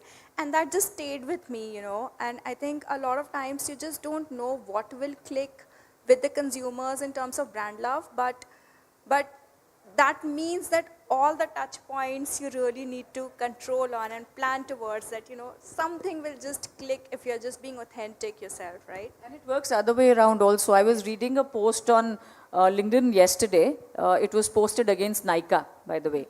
Yeah, by one of the smaller Ayurveda brands. Yes, I also and there was a read it. long post that Bye she Nykaa. wrote. And actually, when you read that, you really felt that, platforms like Nykaa, for example, no offense meant if there's anybody from Nykaa here, but I'm just referring to that story. I mean, that one LinkedIn post would have done so much damage to Nykaa. So I think it's very important while you look at brand love, I think we are forgetting about brand hate also. Yeah. No, absolutely. I think my next question to Mr. Guraya is sort of inevitable, because in the back room we were discussing that how can a panel happen without the mention of the word AI. So I think my next question to Mukesh is about that, there were times when creating experiences were very simple. You could get the data, like you said, all your SEC data and all of that. You had limited options to experiment with. But now so much of technology, data, AI, so much of, I'm sorry, this is the last question. We'll just quickly wrap it up. How do you think brands can create great engagement and innovation opportunities for the consumers? So yes, I mean, technology, AI, multiple tools, app has definitely changed the consumer behavior to a certain extent. Yes, maybe they have raised the bar. It's maybe more difficult to, because the journeys are not so linear. Maybe in the earlier times, maybe we can say that it was more easy to create that brand love or brand experience. But in today's generative AI or all the technology intervention, the expectations of the consumer are also gone a little higher. But honestly, let's not get lost in the buzzword. A consumer still remains the consumer. Maybe as a human, he is his maybe adoption of the technology has never changed. But in order to engage a consumer, you need not to necessarily have that technological intervention. So while I mean, with all said and done, and these tools are immensely extremely important to make our marketers' life easy, but I still vouch for the fact that making that innovation, sometimes what happens is that we confuse the innovation with invention. Now, innovation is not about having a deliberate or definite digital intervention. The innovation could be as simple as maybe changing the packaging of the product to make it more consumer friendly. The innovation could be just maybe changing the consumer retail experience better, which may or may not require digital intervention. Sometimes, yes, there are a lot of brands are using technology to change that. Netflix is a beautiful example how they are using their recommendation engine to use the technology. But if I have to make this bottle opening little easy, I would not deliberately try to make it a technological intervention. Maybe I'll just make this cap a little loose, or I'll have maybe more mechanical intervention, or maybe I'll have changed the shape of the bottle. So sometimes we feel that because we are marketers and we like to ride on the trends, we try to solve every puzzle of the game by using the latest toy which is available in the market, which usually right now these days is AI or technology. So I believe that we should not confuse invention with innovation. Innovation is actually doing pretty much the same thing, generating the same consumer love, because fundamentally the consumer is same. He's still expecting that engagement.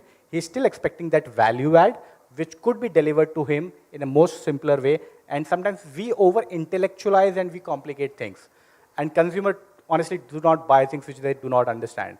So we should not play by our playbook, but we should wear their shoes and think from their perspective. So it's not that difficult. I mean, AI tools are good, but innovation is much, much simpler and much less complicated as we believe. Very, very beautifully said, Mukesh. I think resonates with most of us because we are almost out of time. Any closing comments from you, ma'am? I think let's work to creating more brands so that there is more brand love. Yeah, there is no life without love, right? So that goes for brands as well. Yeah. That's a soft one. Thank you. From you, And Mukesh. one comment which I'll make, maybe we started with the analogy of human love. Maybe let's end with the same analogy. One thing which is different from an interpersonal love between a brand love is that it's not unconditional. It is conditional. If a brand is not able to add value to the consumer's life or is not able to change or generate that brand experience, there would be no brand love. So humans are maybe more unconditional, but a brand or consumer love has to be a value add there. Right? Awesome. Beautiful ending to a beautiful session. Thank you, Ms. Nair. Thank you, Mr. Guraya. Really enjoyed the session and a lot of wonderful insights. Thank you so much.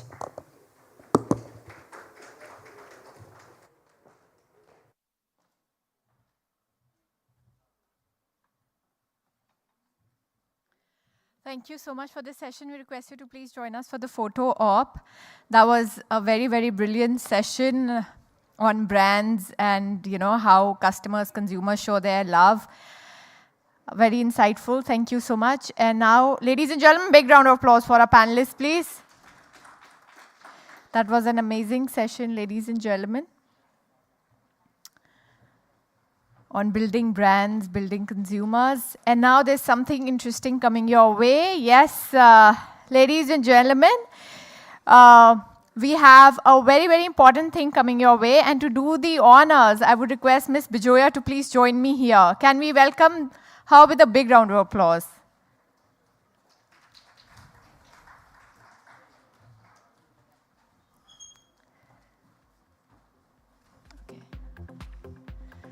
Well, in 2 minutes, ladies and gentlemen, we'll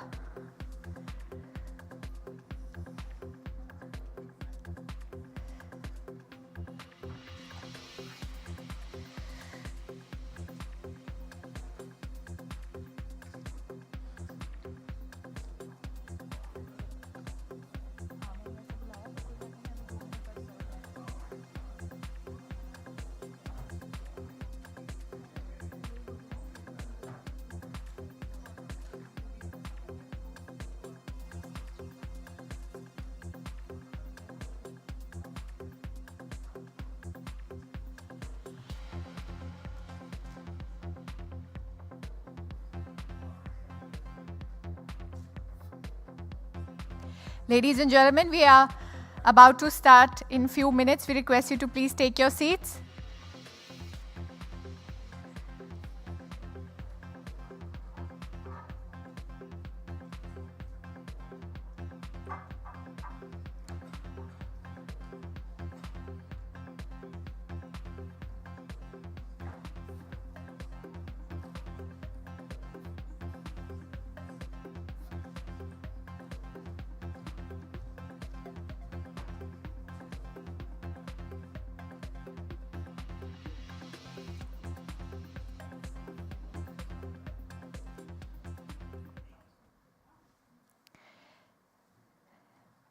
And now, ladies and gentlemen, we have something really interesting and exciting coming up. We have a surprise for all of you. To do the honors, I would request Ms. Bijoya to please join me here.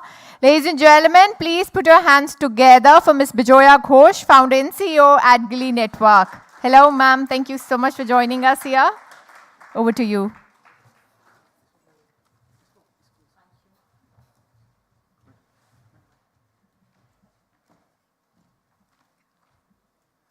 Good evening, everyone. Thank you. It's nice to see so many familiar faces, and thank you for being with us, supporting us in our new venture. Standing here fills me with immense pride as we mark another milestone in AdGilly's journey.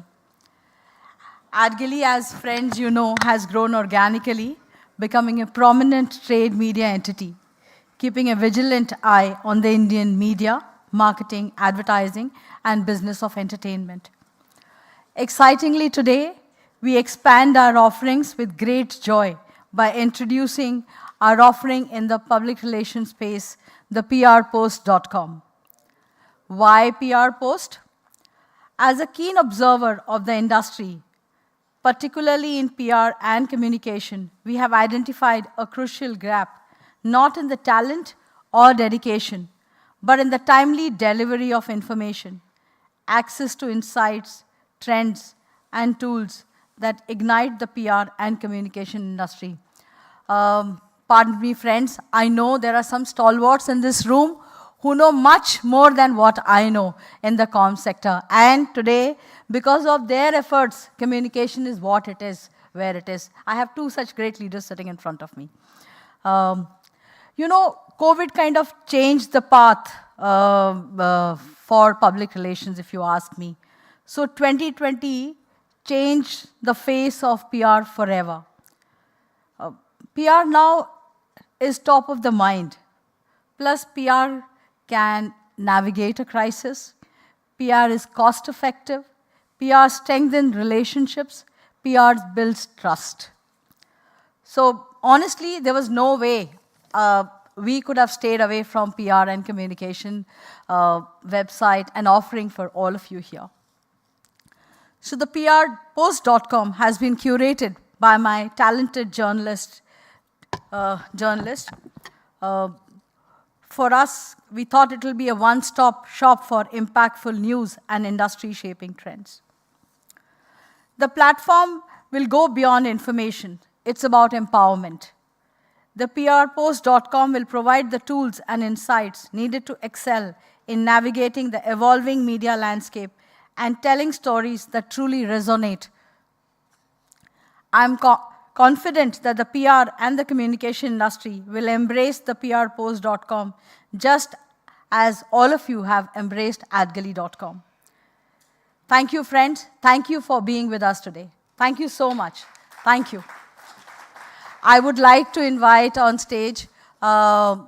Ashwini Singla, Mr. Nikhil De, Anup, Bhaskar Majumdar, Nandini ma'am, please come.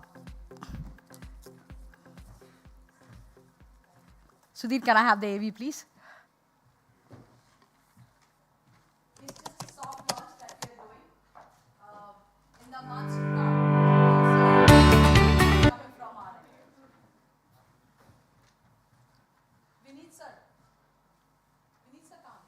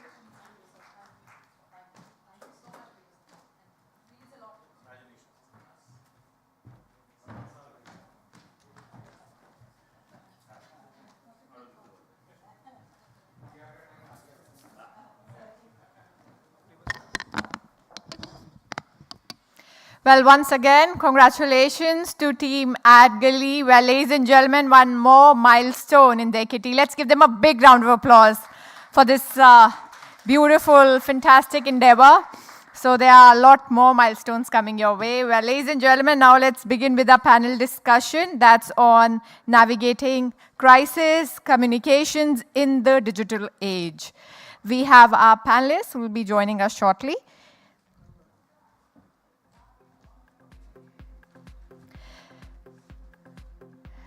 Well, ladies and gentlemen, once again, we'd like to thank our marketing professionals who've been with us, given us their valuable insights, and made this event very engaging and valuable for each one of us. We'd like to thank them. And now let's begin with this last panel discussion of this evening. I would like to invite on stage our session chair, Nandini Chatterjee, former Chief Marketing and Communications Officer, PwC. Hello, ma'am. Thank you so much for giving us your time today. We request you to please join us. We have amongst us Akriti Thakur, AVP Brand and Marketing, Healthians. Hi, ma'am. Thank you so much for joining us. Please put your hands together for Jasrita Dheer, Director, Marketing and Communications, Karkinos Healthcare. Hi, ma'am. We have amongst us Juhi Gorwara, Director, Brand Communication, Digital Philips Indian Subcontinent. Manu Kumar, Head Marketing and Corporate Communications, Hero Electric Vehicles. Hi, sir. Nishita Sharma, Lead Communications, Marketing and Advocacy, UNICEF. Hello, ma'am. Thank you so much for giving us your time today. We have amongst us Shagun Sharma, Branding and Communication, Head Teamology.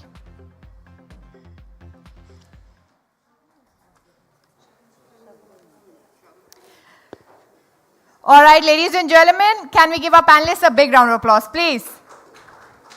Thank you so much. Over to you.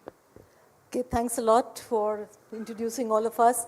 I think crisis or sensitive situations, as we call them, is something a lot of us in the PR and comms fraternity have been handling it. Pretty much experienced. I can't say whether we are adept or not, because I think there are a lot of variables that are normally there to see whether we handle it well or not. I mean, look at what's happening in the aviation industry. Fog. I mean, who can control fog? And then you've heard of anybody who had a mobile and is a journalist. If you look at past, what were we doing? We would go to agencies, like Ashwini would be helping us, and we would say that, okay, this is a relationship over here, they are doing a story, and can we get our perspective over there, and hopefully it would be balanced. Usually that was the case, but now anybody with a mobile is technically, if you can call them a journalist, and they just go and write what they want to write. There is no mediation at all, and you're left grappling with it. So at a click, things are moving. I think in that day and age that now we are in, how do we handle it? I think things have become so much more complex. So all of us here are handling, but today let's hear from them.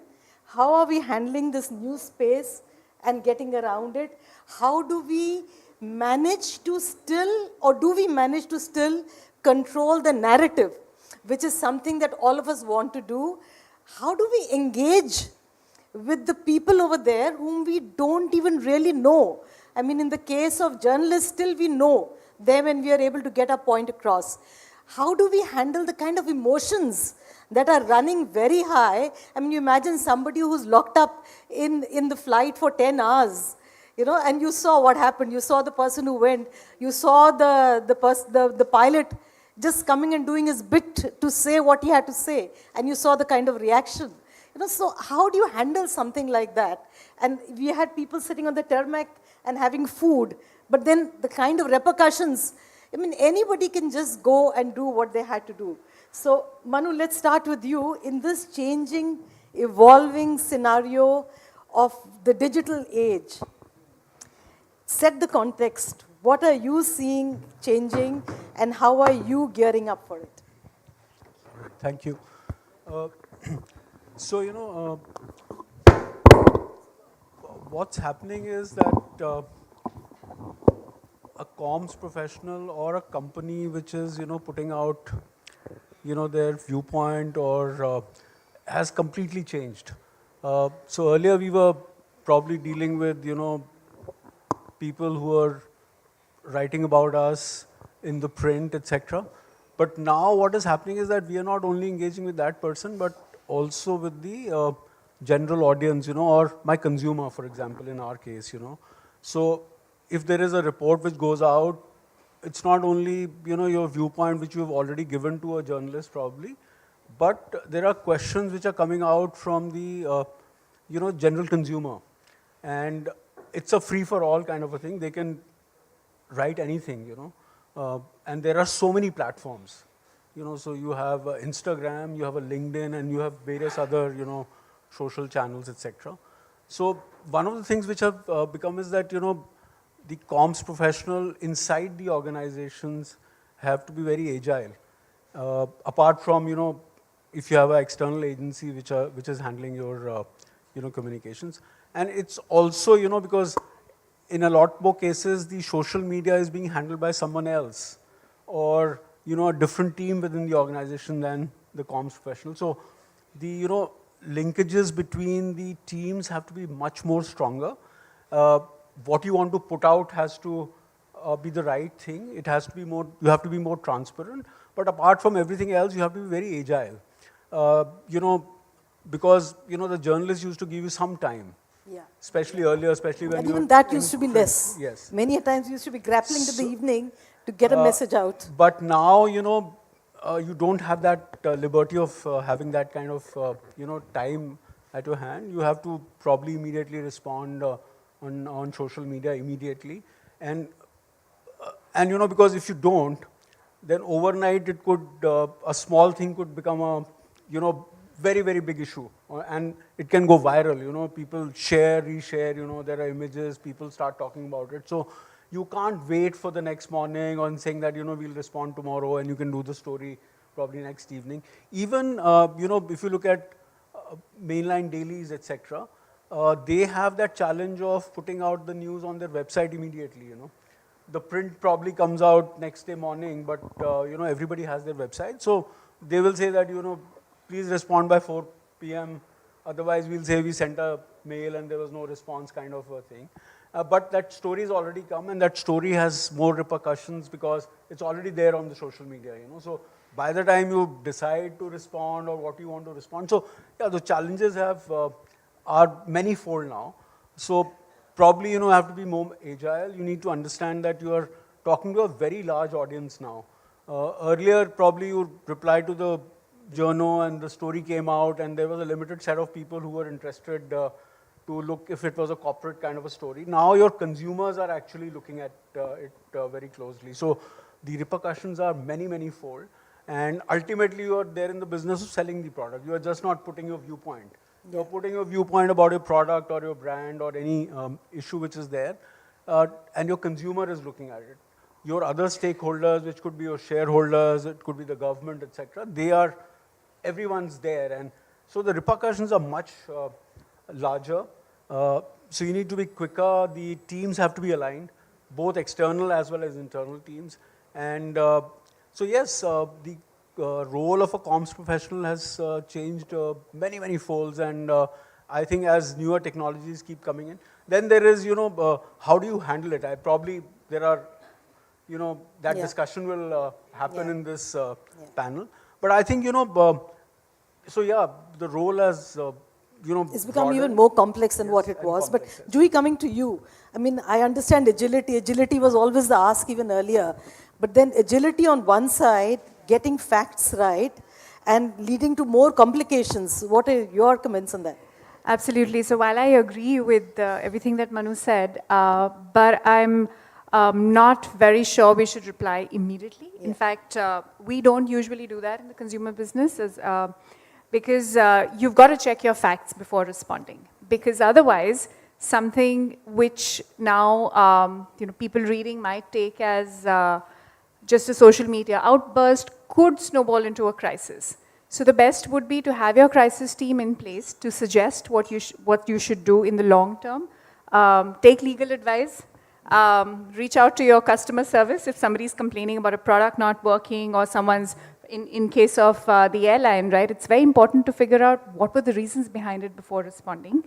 And then reply keeping in mind the various scenarios that you've pre-planned in your head, right? What could happen? At least the 3 responses you're likely to get, prepare accordingly, and tell your marketing teams as well that while you make brand posts, there could be a linkage to the crisis that we just averted, so that they're prepared as well. Yeah. Jasita, you want to add to the preparation part? What are you doing? Because agility, we understand the need to make sure that your crisis doesn't snowball into a bigger crisis. Yeah, absolutely. I think, like we talk a lot about machine learning, humans also learn over a period of time. You know, so as businesses, we go about transacting our business. Over a period of time, the marketing teams, the comms team, the operations team, they know what are the 80% of the issues with which there is a problem. They spoke about a consumer business. I'll talk about a healthcare business. So if a doctor is late to an OPD, you know it's going to fall. It's not an unheard of, sort of a scenario or an unthinkable scenario. So 80% of the scenarios where there could be an irate customer, there could be a grievance, have templated, pre-approved responses ready to deploy. For those 20% of the situations which have come up, which is that's really hit you like a crisis that you didn't see coming from a mile, is where I'll defer to what Juhi said, that at that time, get your facts right, just acknowledge. But I think the thing is that you have to acknowledge and you have to validate what people are feeling. As crisis comms people, and especially legal, there is always this thing about, zero silence, maintain, do not talk, do not say anything. My thing is, part of preparedness is also to say you're listening and you're acknowledging and you're only validating what the person is feeling. Say, I'm sorry you're upset. I'll come back to you once I get my, facts. Empathize. Empathize with them, because there is something disarming about telling someone, I hear you, I'm there to listen to you, but let me fact find and I'll come back to you in 24 hours or 48 hours. So I would say this Pareto's principle applies very nicely for this 80-20. And also, I think having your crisis communicators being part of the consumer redressal groups, listening into your ORM, your command center, FAQs that are coming in, gives you a nice flavor of what are the chronic issues which are simmering, so could snowball into a controversy, and what is an acute issue which is kind of spiking, and therefore preempt it. So I think these are 2 or 3 things. So I guess for any crisis situation, the first leg always is preparing. So if we just dwell on that, and maybe if you want to pick that up, Nishita, yours is a social advocacy space. How are you preparing, and what kind of crisis do you actually see? So one thing is to always remember who's at the receiving end of your communication. It is a person who's consuming your brand, and something that about your brand is impacting her life, her decisions, or the quality of things that she's doing in her life. So coming back from there can be irate customers. Even in humanitarian situations, if we look at people who are going through a certain crisis, it's very important in the preparation stage to isolate these instances. We may have 11,000 brand mentions on a particular day and just one negative comment, and that person who's put out that comment may have very less number of followers online. But it's very important to look at these kind of comments and see, okay, this seems to be a concern with one person, but it could snowball into something bigger tomorrow. It's very important to have these social listening measures like Jasrita mentioned. ORM is very critical to look at what the industry is talking about, what is it that your consumers are talking about, and with these isolated examples together, how are these insights informing your social media content, for example? Is that an awareness issue?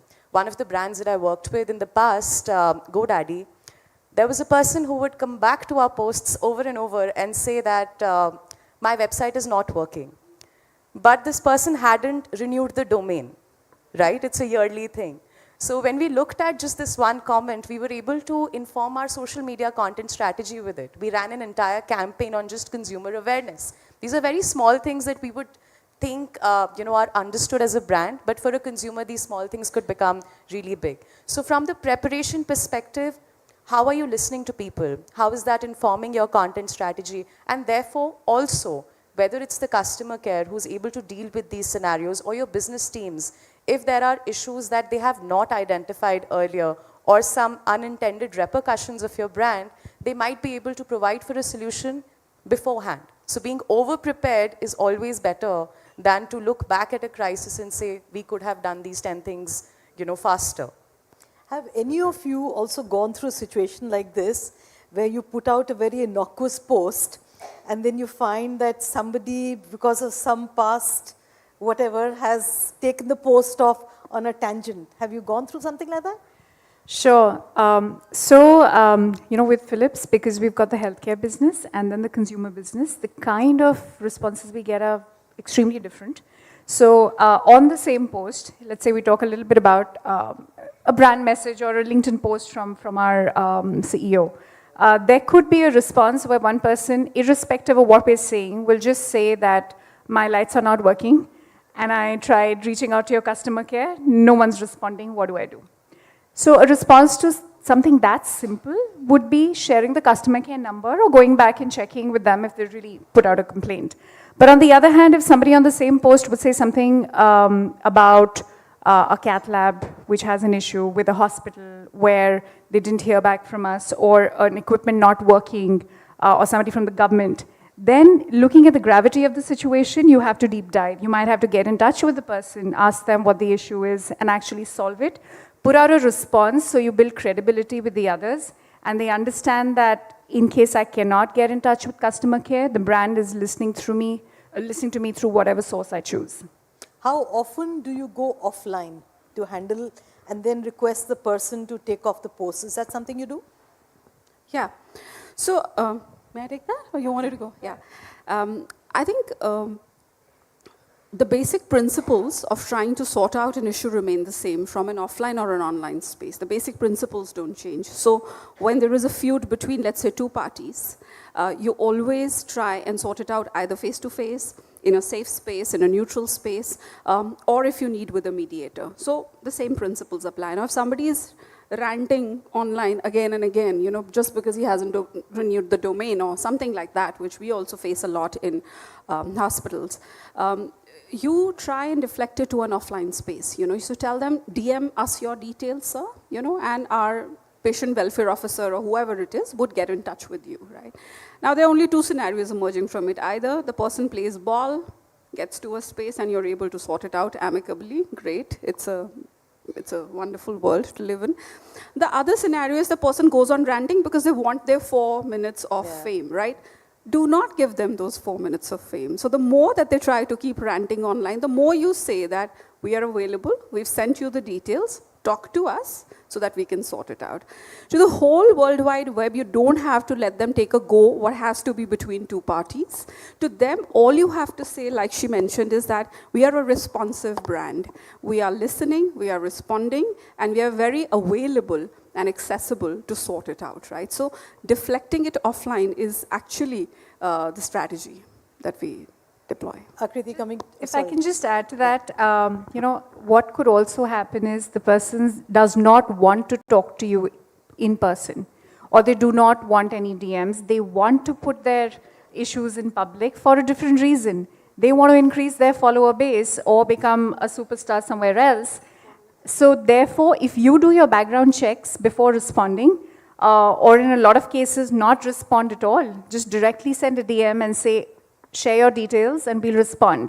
If they do not respond to your DM and still keep cribbing, like the example that you shared, then you know it's not for the right reasons. Have you ever taken recourse to deleting posts which were not okay? Not appropriate? Yeah, I would take that up maybe. Oh, okay. So I think that's the worst way to go about it, deleting it. In fact, I agree to what Jasrita and Juhi just mentioned that, there are times when people would just do it to get would escalate something and just try to blow it out of proportion just to get their 2 minutes of fame. And it's always good to interact with them one-to-one, either just call them directly or try and approach them on DM, ask for their details, at least acknowledge the fact that you're listening as a brand. And do it one-on-one, maybe through a DM or something. Take the details, thoughtfully, just prepare a plan around it, build the communication and just put it across. Right, and what we've also done apart from as a brand, what we also did was to create a separate page for escalation handling.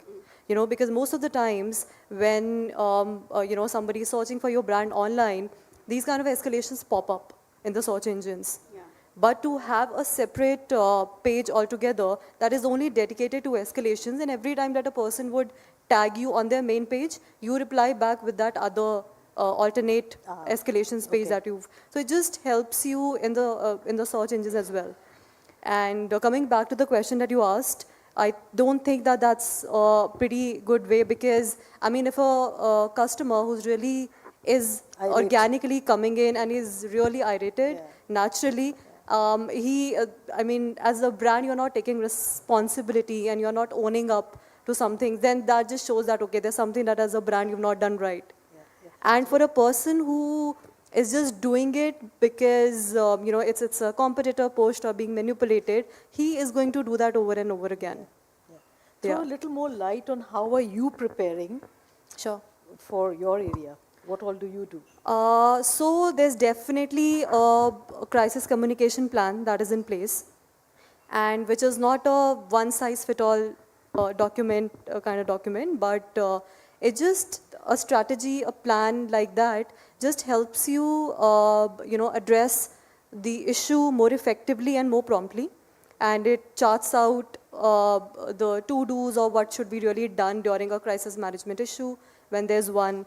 Who will be the escalation metrics or something that it again charts out on the TAT, even defining some acknowledgement templates that are some ready to use templates that can be used. And apart from that, of course, promptly acknowledging the escalations is number two. I think that is really, really important, while it is also important to have a deeper study of what kind of escalation is that. And if you feel that that is not really coming your way, you can just refrain from putting out anything at all. You know, just don't be a part of the conversation at all. But I think acknowledgement really helps, because then as a brand, you are just putting up a communication that you are owning up to it. So I'll come back to the agile bit and prompt response, like you said. And we said one challenge is the fact checking, making sure the legal piece is handled. Any other challenges you want to share with everybody over here? What are the challenges that you faced in real-time response? So I think one of the things we also need to remember is that an organization is made up of people. Our people are our biggest brand ambassadors, but they can also be the ones who could sometimes unknowingly add to a complication by sharing too much information. So while you know, as communications people are used to training, media training our spokespeople, now what is even more important than media training spokespeople, because that's a bunch of people only, is to social media train all employees. I think that is something we should definitely do, so they understand the nuances of real-time responses, disengaging where required, representing your brand in a public space. And if you want to put out a personal opinion, to have a disclaimer that this is your own opinion and not of the organization. So these kind of basic things, I think, need to be put in place when people join in. Also because the Gen Y and Gen Z have everything on their phones, right? They see the brand pop up or their role pop up or, you know, events pop up. They would want to share their opinion on every topic. So you have to educate them. Any challenge, any other challenge any of you want to share that you faced in real-time response? So there are two examples that I would like to share. First is to add to the question that you were asking earlier about deleting somebody's comment. And I agree entirely with Akriti that, you know, that's not the way to go about it. But we had one exceptional sort of a moment before, cannot disclose the brand, but it was a rice brand. And we were talking about festive season and dishes that you can prepare with long grain basmati rice. And then somebody thought we are another rice brand who has a certain brand ambassador who has made a certain comment in the context of that day and what was trending. And this person kept coming back to our social media channels and saying we should boycott this rice brand. And it was a clear case of mistaken identity because we were clearly not that brand. And it was a very perplexing situation for us that, you know, should we let people discover it? Or should we act with urgency? So I think after responding to that person a couple of times, that was a scenario where we had to delete it.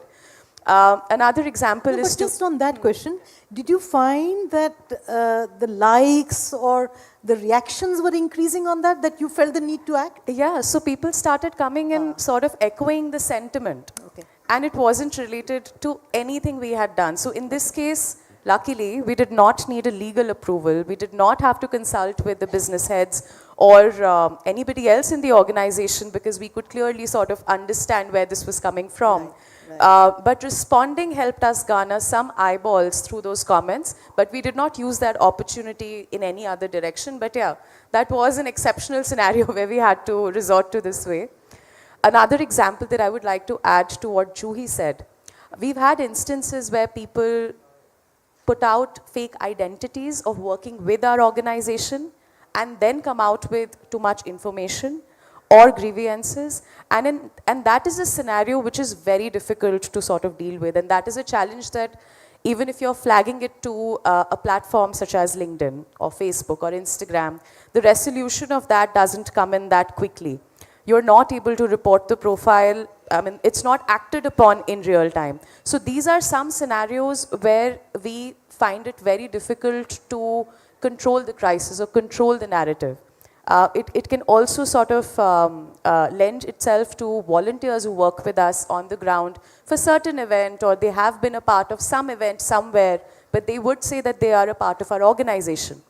Now, they are people we cannot really extend social media training to. We can do it with our employees, we can do it with our partners, but what do you do with people you do not have that direct connection with? So these two challenges are, things that we find it very difficult to deal with. The reason why I asked you about did you see activity happening was, and I remember a case where there was a comment on Twitter by a politician talking about a project which our organization, he presumed we had done, and in the process of using that as a context, actually went on to lambast the government. Now, I remember I was under a lot of pressure by our leaders because they said this project is not being done by us. And so the natural, obvious thing is to go over there and say that, listen, sir, you got your facts wrong, and this is not a project being done by us. But I still remember pushing back and telling them, let's just wait and watch the conversation. And yes, every 10 minutes it was escalating. Again, the normal fright would be that, okay, it's escalating, react and clarify. But what we did was to hear the conversation and see what are they talking about. And we found interestingly that there wasn't even a single conversation on the company. While they had set the context, the entire conversation went off on politics and government and all. And we said, if we go and now put something from our side to clarify, and I'm saying there is no right or wrong answer to this, but had we gone and clarified, there was every possibility we would have pulled the conversation again back to us. So we just let it go. Now, here the thing was that can you manage to convince your internal leaders to just hold on, to stay calm, to stay cool till you listen and not get agitated, which in social media, the tendency of getting agitated is pretty high. But any other examples? Yeah, so what I want to say is that over a period of time, what we also realize is that if you cannot beat them, join them. And this I mean about the younger. When we know that they have phones in their hands, while you establish a crisis control room and while you pretty much still establish a clear chain of command as to who would be there and not everyone on the shop floor can speak, you know that people are going to give their point of view, their personal independent point of view. If you cannot stop that from happening, what do? What we started doing a couple of times and to a good level of success is now send out a WhatsApp to the people saying, hey, this is what the organization's view is. Obviously, you're not going to give a full response, but a basic 3 or 4 line response. So if somebody reaches out to you in your network, this is what the organization's response is.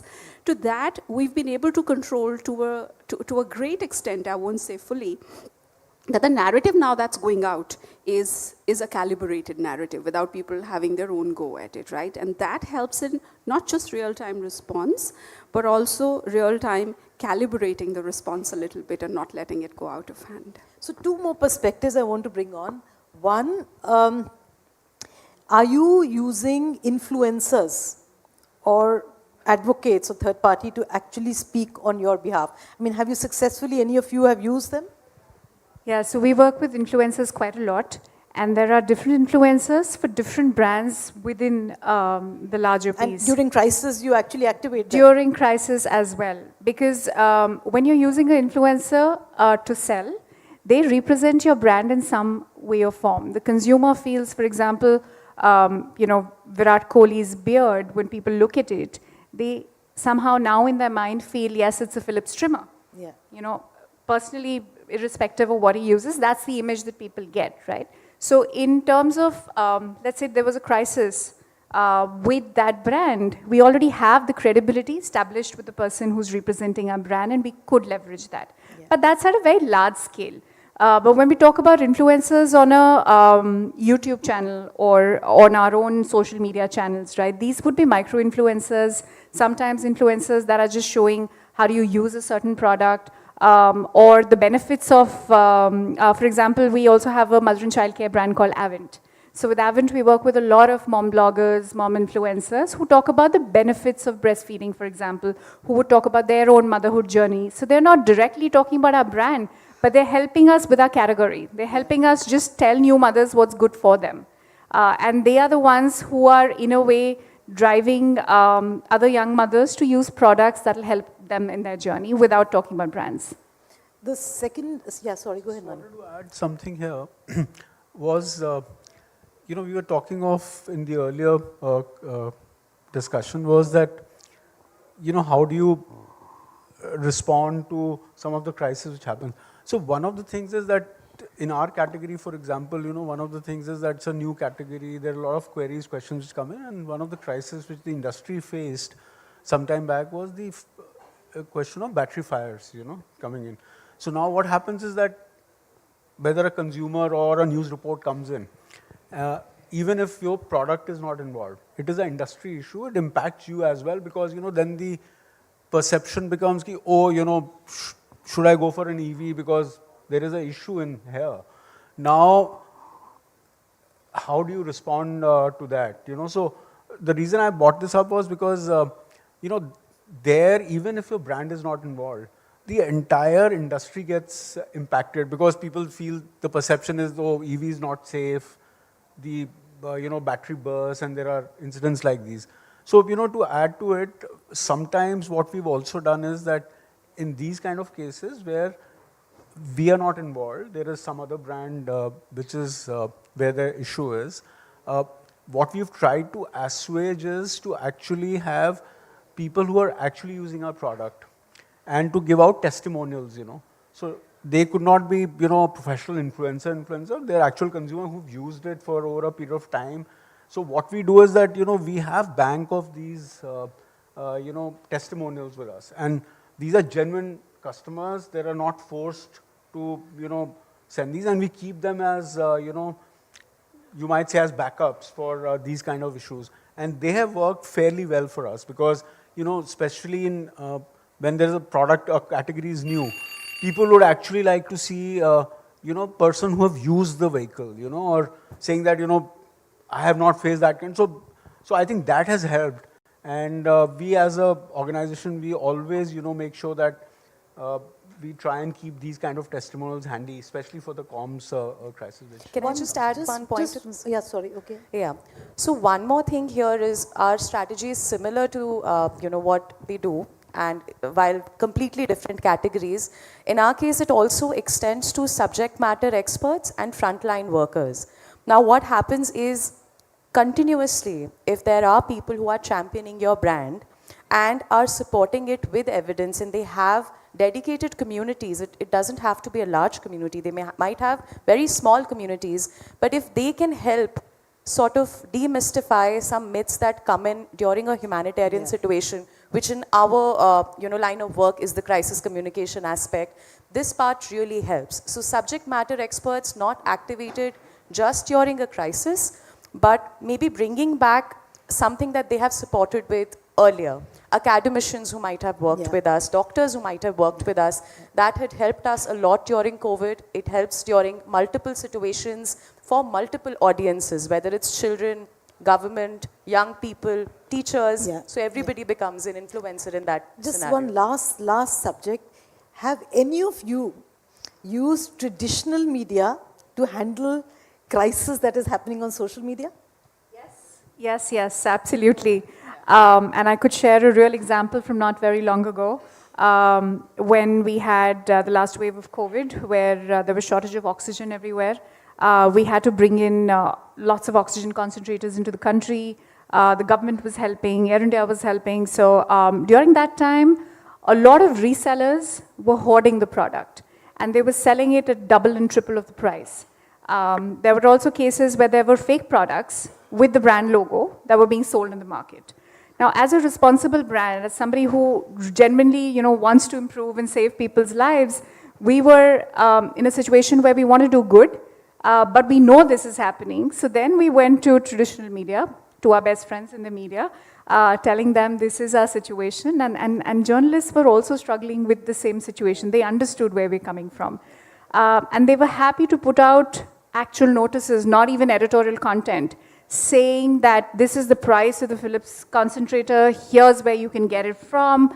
So I think everyone was out helping each other, and this is the way to help a trusted brand that is actually saving lives instead of going with fake products that can actually risk people's lives. I think last one to you, Jasrita. And yeah, I also have an example from 2018-19, which was a particularly bad year for private healthcare. State governments were going around shutting hospitals at the slightest of instance. And at least the two top healthcare brands of the country, I'm not going to name them, you can figure that out because I've given you the dateline, were having a really, really bad time on social media. And at that time, what did we resort to? The two brands then got together and said, right now there are doctors or there are teams of these two hospitals who are under attack, but the ramifications of what the government is doing has far-reaching impact for all private healthcare industry as well as the patients. So, we went to the Delhi Medical Association, put the facts of the case. We got doctors of the Delhi Medical Association and the Indian Medical Association satisfy themselves with what the facts of the case is, and then put them on the leading TV channels, right? Yeah. They spoke about in favor of the hospitals, or I wouldn't say in favor of, but they argued in favor of the case, the merits of the case. And the links of that, then we put out on social media, where really the epicenter of the crisis was to fight it. I think just to build on this, I think, leveraging the employees, right, for crisis management is also a great way. Apart from, of course, all the traditional mediums and what we do on digital, it is really because your employees are a part of the organization and nobody understands your brand and the product, your services more than they do. So when they advocate for your brand, it just comes out very organically and the customers really connect with them at large. Because it doesn't come out like an advertisement, right? It is your, with the details that your employees would talk about your organization, it just comes out very organically. And to them, I think it's number one, the kind of pride that they take for the organization. Also, I would just want to bring this closer to home by sharing an example that there's a campaign implementation that we've done recently. So we have our phlebotomists who are the sample collectors. They go to home and they spend good 10 to 15 minutes on an average with each customer. So, and they are of course, the face of the brand, right? They are representing the brand. So we ask them to, of course, they analyze the overall sentiments of the customers, and if they feel that they have something positive, the customers have something positive to say about the brand, they video record them. And eventually that is being shared on our official WhatsApp groups, on our group email IDs. We've even taken them, put together as a campaign and promoted it, cross-promoted it on traditional mediums, right? And it just comes out very beautifully. And when it is shared on the social media platforms by these employees, the brand ambassadors, it just gets a lot of organic traction and just builds trust. The kind of industry that we come in from, which is healthcare, trust and credibility is really, really important. And that's where it comes from. Absolutely. I think we'll end it on that great note. At the end of the day, all of us here are trying to just build trust, credibility, reputation of our brands. Fact of the matter is that handling a crisis was always tough. It's become even more complex now, but then anything complex gets the best out of all of us. So I guess exciting times ahead. Let's make the most of it. Thank you very much, all of you, for joining us. Thank you. Thank you.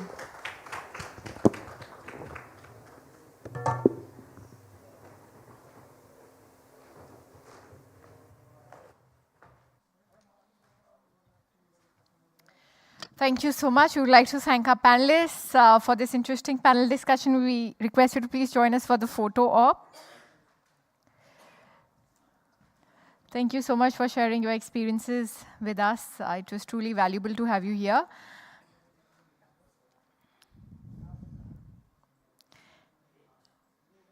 Let's give them a big round of applause, ladies and gentlemen.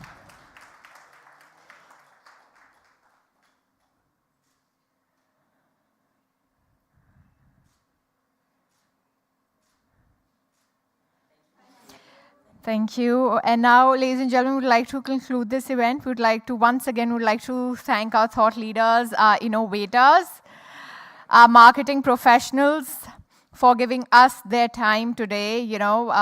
Thank you so much for educating us, empowering us, engaging us in such a meaningful way. We would like to thank all of you. And as it is said, time is the most precious gift anybody could give someone. So we would like to thank each one of you here who've given us your time today. So can we have a big round of applause for ourselves, please? Everybody in the house for being a lovely audience. Thank you so much.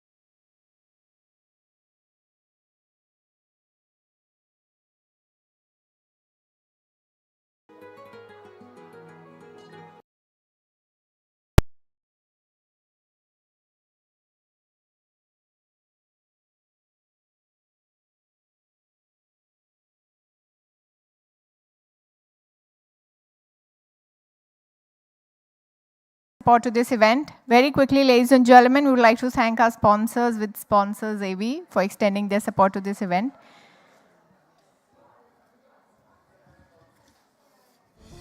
हर बदलाव एक नए आगाज से आता है। इसी सोच के साथ आया टाइम्स नाउ नव भारत। इस चैनल ने आते ही जनता का भरोसा जीतना शुरू कर दिया। कोई भी मुख्यमंत्री दोबारा Well, ladies and gentlemen, we have sundowner plan for you. We have wine and snacks for you to enjoy. We request you to please join us for some interesting networking and some interesting conversations. Thank you so much. With that, we would like to thank our sponsors. Can we have the AV, please?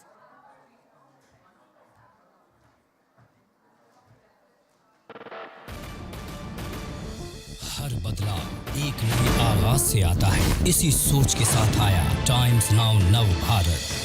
इस channel ने आते ही जनता का भरोसा जीतना शुरू कर दिया। कोई भी मुख्यमंत्री दोबारा चुनकर नहीं आया। मैं आऊंगा ना।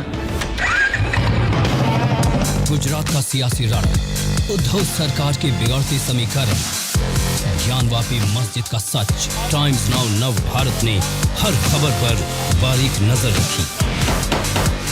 और अकीक को लाया गया था। माफिया अतीत के सनसनीखेज मर्डर की खबर पर नॉन स्टॉप कवरेज की नव भारत ने। के पास अतीक और अशरफ की चिट्ठी है। केजरीवाल सरकार का सच सामने लाया। नव भारत के पास दिल्ली के मुख्यमंत्री के आवास के एक्सक्लूसिव दस्तावेज मौजूद हैं। मैंने तो अपनी इन्वेस्टिगेशन की है, उसमें ये कागज आए। सबसे तेजी से बढ़ता हुआ न्यूज चैनल बना टाइम्स नाउ नव भारत। अब बदलेगा भारत, बनेगा। Stand by for an iconic experience.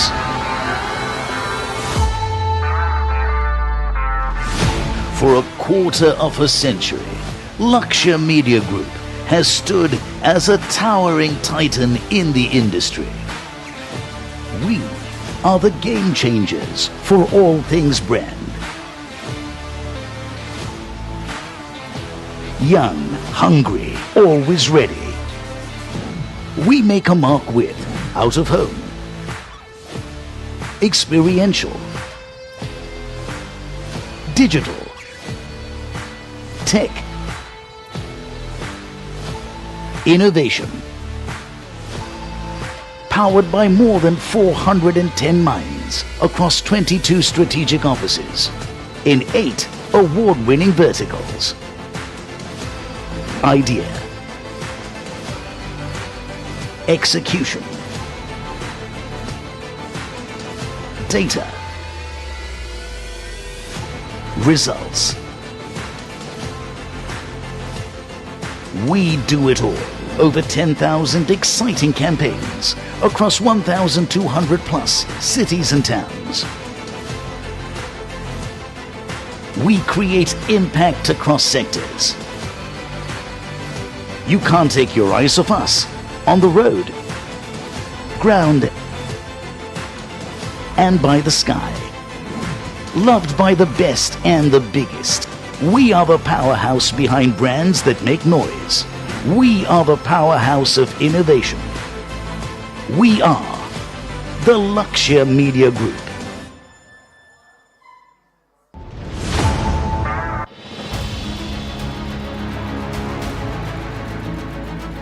India is going to play a crucial role because as a country that believes in freedom, that believes in democracy and believes in self-determination, you are going to be vital, because the reality is that the free world is in danger. Indian society is much more forward-looking than the Indian state.